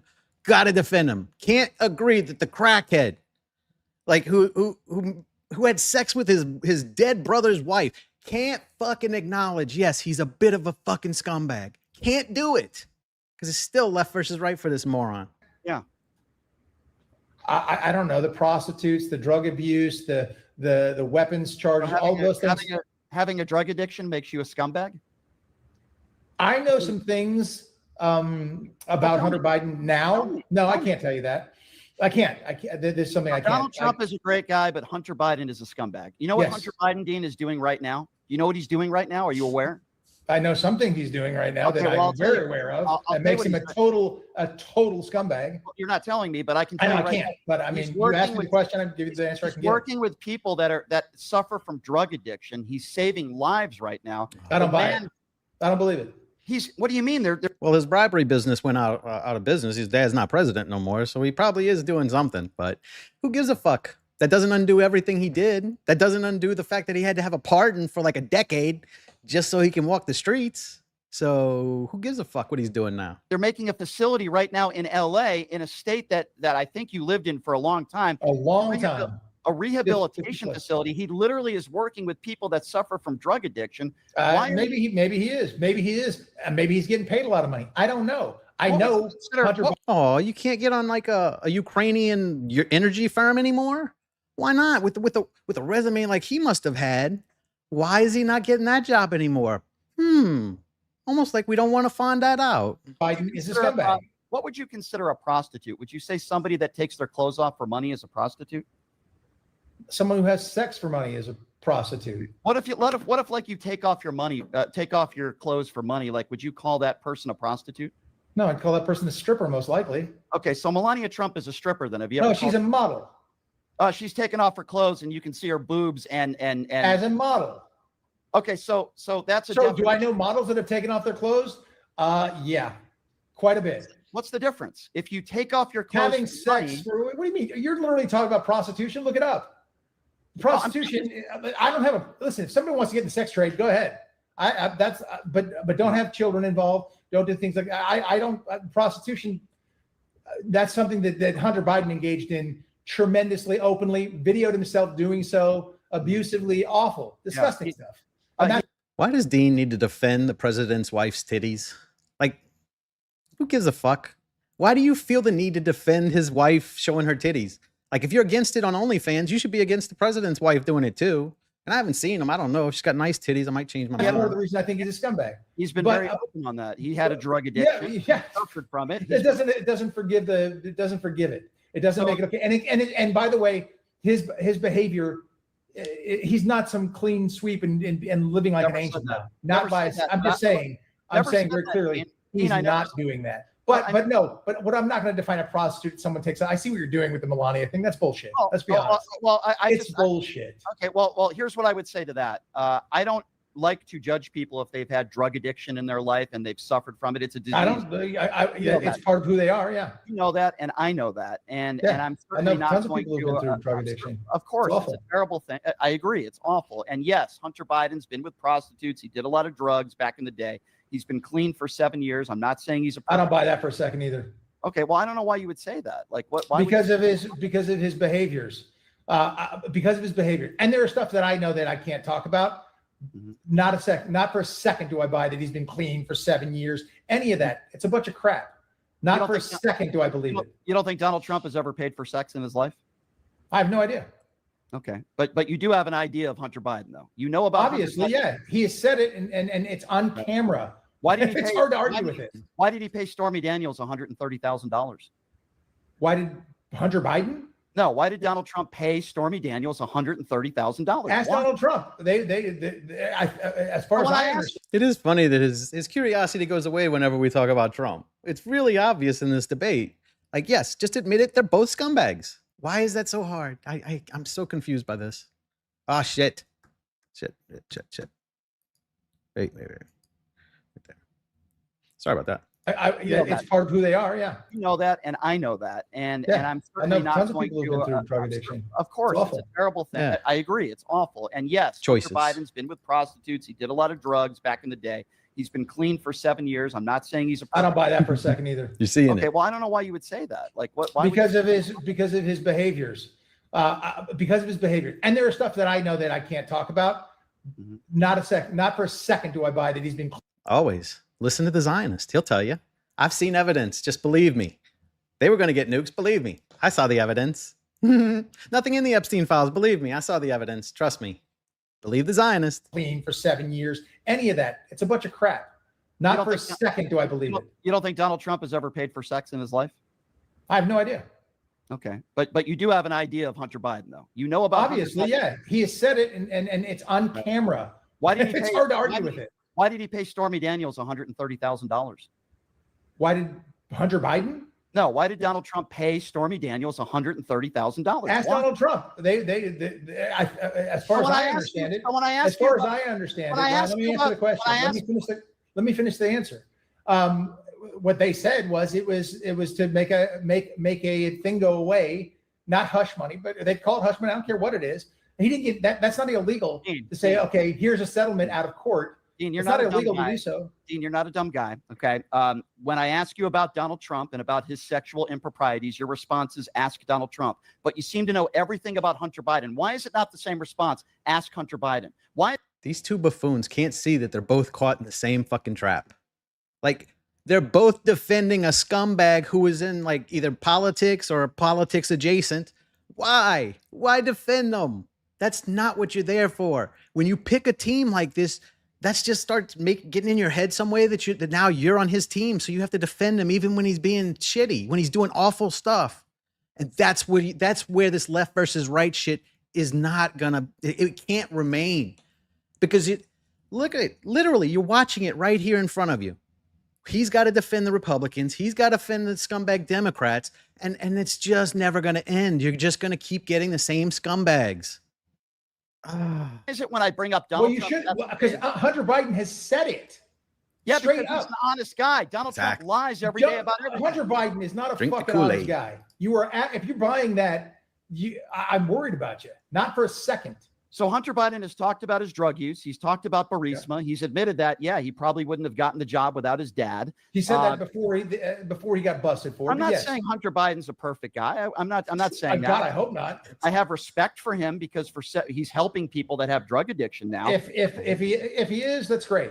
But I mean, like every single woman Donald Trump has ever been with, he's cheated on. Every single woman. I don't know that. And that's not what I'm the forefront of what I'm talking about here. Melania won't even be in the White House. She won't even be in the same zip code as him. Why is that?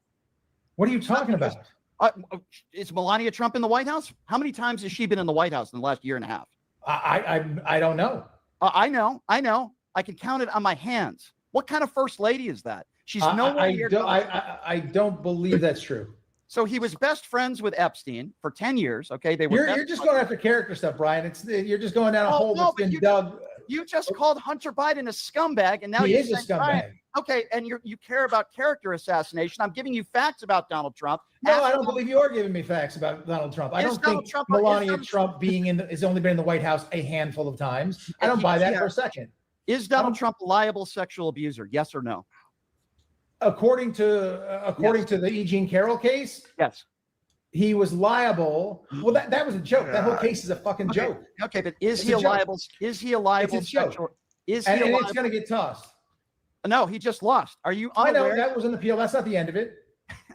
Are you aware that he just appealed it last week and that's the end of the road for Donald Trump? No, he's not going to win an appeal. He just tried. I think it's egregious. I think it's egregious. I don't think it's true at all. You have the right to that opinion. Okay, I know. You have the right to that. And that's my opinion. Is he a liable sexual abuser? Yes or no? According to that case, he is, but I don't buy it for a second. Okay, you don't have to buy it. That's fine. You're entitled to your opinion. The point that I was just making is that he is a liable sexual abuser. I think that's lawfare. I think it's bullshit. I think Dean Carroll is totally full of shit. But that's how I feel. You have the right, Dean. You have the right to that opinion. I'm just giving you my opinions and how I feel about Donald Trump. It has nothing to do with how he's governing. Well, all I can tell you is that you've stayed a while, and Dean, I do appreciate your time. All I can tell you is that his approval numbers are in the tank right now. The economy, according to Fox News, his approval rating is like 32%. I don't think he cares about his approval rating.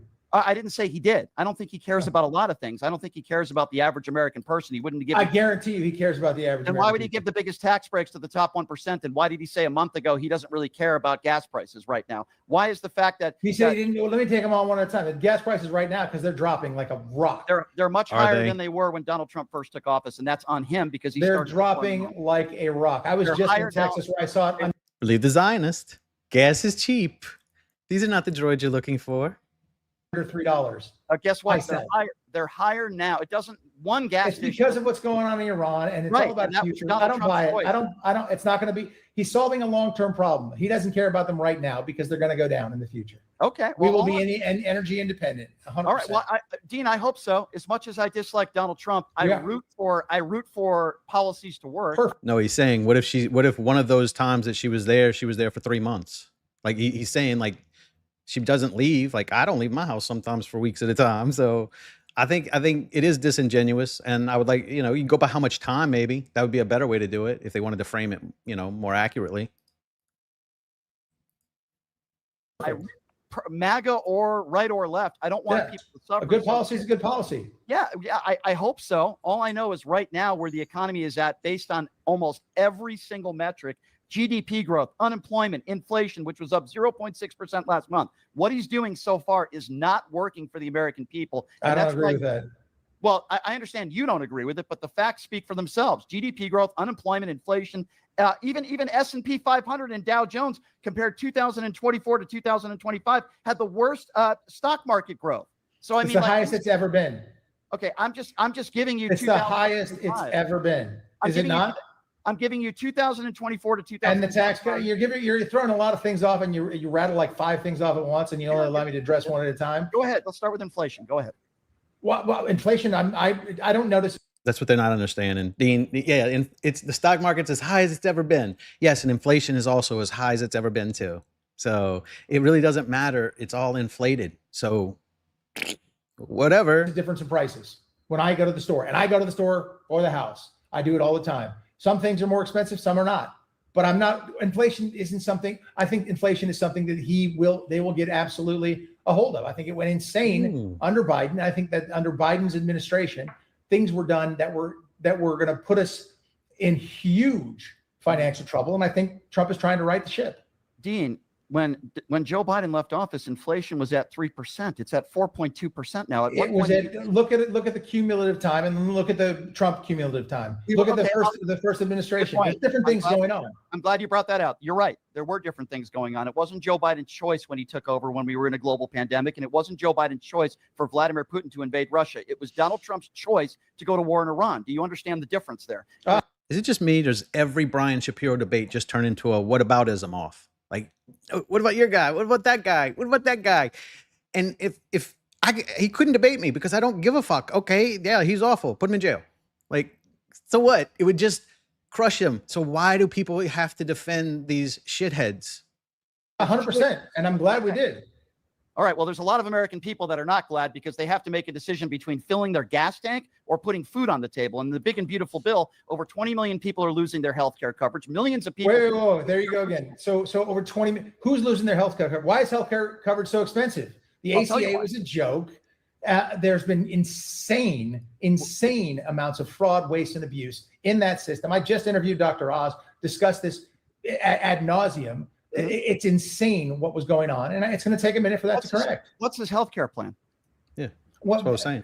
What's his? What do you mean? What's his health care plan? What I mean is, for the first 4 years of his administration, he said the plan was coming in 2 weeks. The plan was coming in the month. I hear a lot of. Are you talking about in his first administration?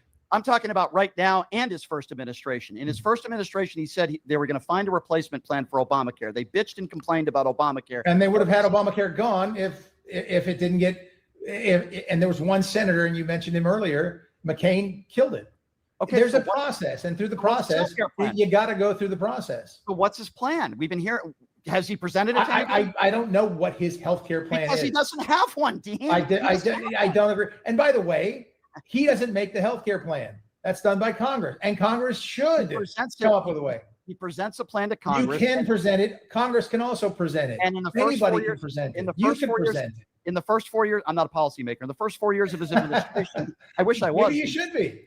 I wish I was. I don't think I have the brains for it. But in the first 4 years of Trump's administration, Dean, he said the plan is coming in 2 weeks. The plan is coming in a month. Then you had Kayleigh McEnany who walked because out there probably was a plan they were trying to put together and it got killed before it got out there. I mean, there's politics involved. In order for a plan to be killed, you have to present the plan first. No, that is not true. Not in the way Congress works. Where's the plan? So show me where. I'm sure there are people working on it every single day, and I believe in these people. He's had 10 years to come up with a plan, Dean.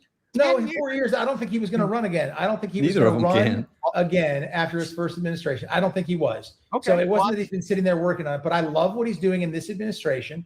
Okay. It takes a while to right the ship, and I think that's what's going on. Well, Dean, I've kept you probably longer than I told you I would, so I apologize for that. No worries. I got to get over to Freedom Fest. I want to see you out there tomorrow. I'll say hello to you. Yes, and you're a stand-up guy for, even though we disagree on a lot of things, which is fine. For you to come on this show and have this discussion with me, I do appreciate very much, and it's more I could say than a lot of other people. So I do respect you for that, and you're welcome back on the program anytime. And I'll see you out there. I didn't even know you lived in Vegas, by the way. I didn't even know. I did. All right, I'm gonna end this one here. Holy shit, that was like watching two like blind retards have a boxing match. Like it was just wow. Like they're both the same thing, just on the opposite ends. Like it was just fun. I enjoyed that one more than I thought I would, but I don't know who won it. They're both stupid. So yeah, Shapiro is an idiot. I give you that. I can't argue that point. But Jesus Christ, it was just like a back and forth. Like, no, you win this debate. No, you win this debate. And I really did think I could coach Brian into a win. Like, oh shit. All he would have to do is listen. Stop defending these scumbags, but he can't do it. Anyway, if you're still here, I got a couple of debates that are coming up next week to let y'all know about. I'm going to be looking at the Andrew versus Dinesh D'Souza, maybe for Monday on that one. I'm not sure yet. And then I'm also going to have I'm going to see if I can do Nick Fuentes versus Hunter Biden. That's not a debate, really. Well, it's kind of a debate. So I'm gonna try and check that out and see if I can. I don't know how it is with copyright on that one, so I might have to record it. And I'm gonna be recording. There's one tonight I might be recording. That was Tucker, because Tucker likes to copyright people, so I have to upload that one. So I'm gonna have to wedge that one in next week too. So a lot of big debates coming up next week. So make sure you're subscribed, because YouTube's trying to get rid of me for sure. But I'm gonna let my dog take you out, because he's been a good boy. There you go. Look at that cutie. And I will see y'all Monday. Have a good weekend, fellas. Peace.